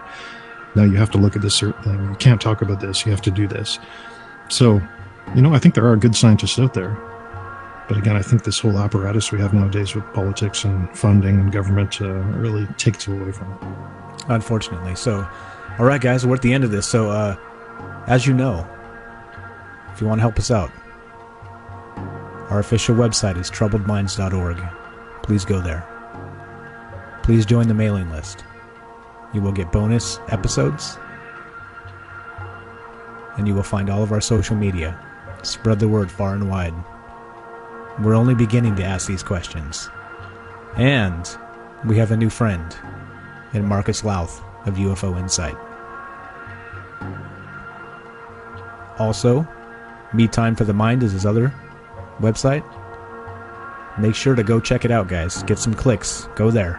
Read his articles. Do all those things. Because we help each other out. He's gonna share us on his social media and all that stuff. So you guys out there, go check him out. He's a very smart guy and writes about a lot of amazing things. So there we go. But otherwise, you're listening to Troubled Minds Radio. I'm your host, Michael Strange. I'm here with your co-host, Frank Pierce. Thank you for listening. Thank you for contributing. And you guys have a great night.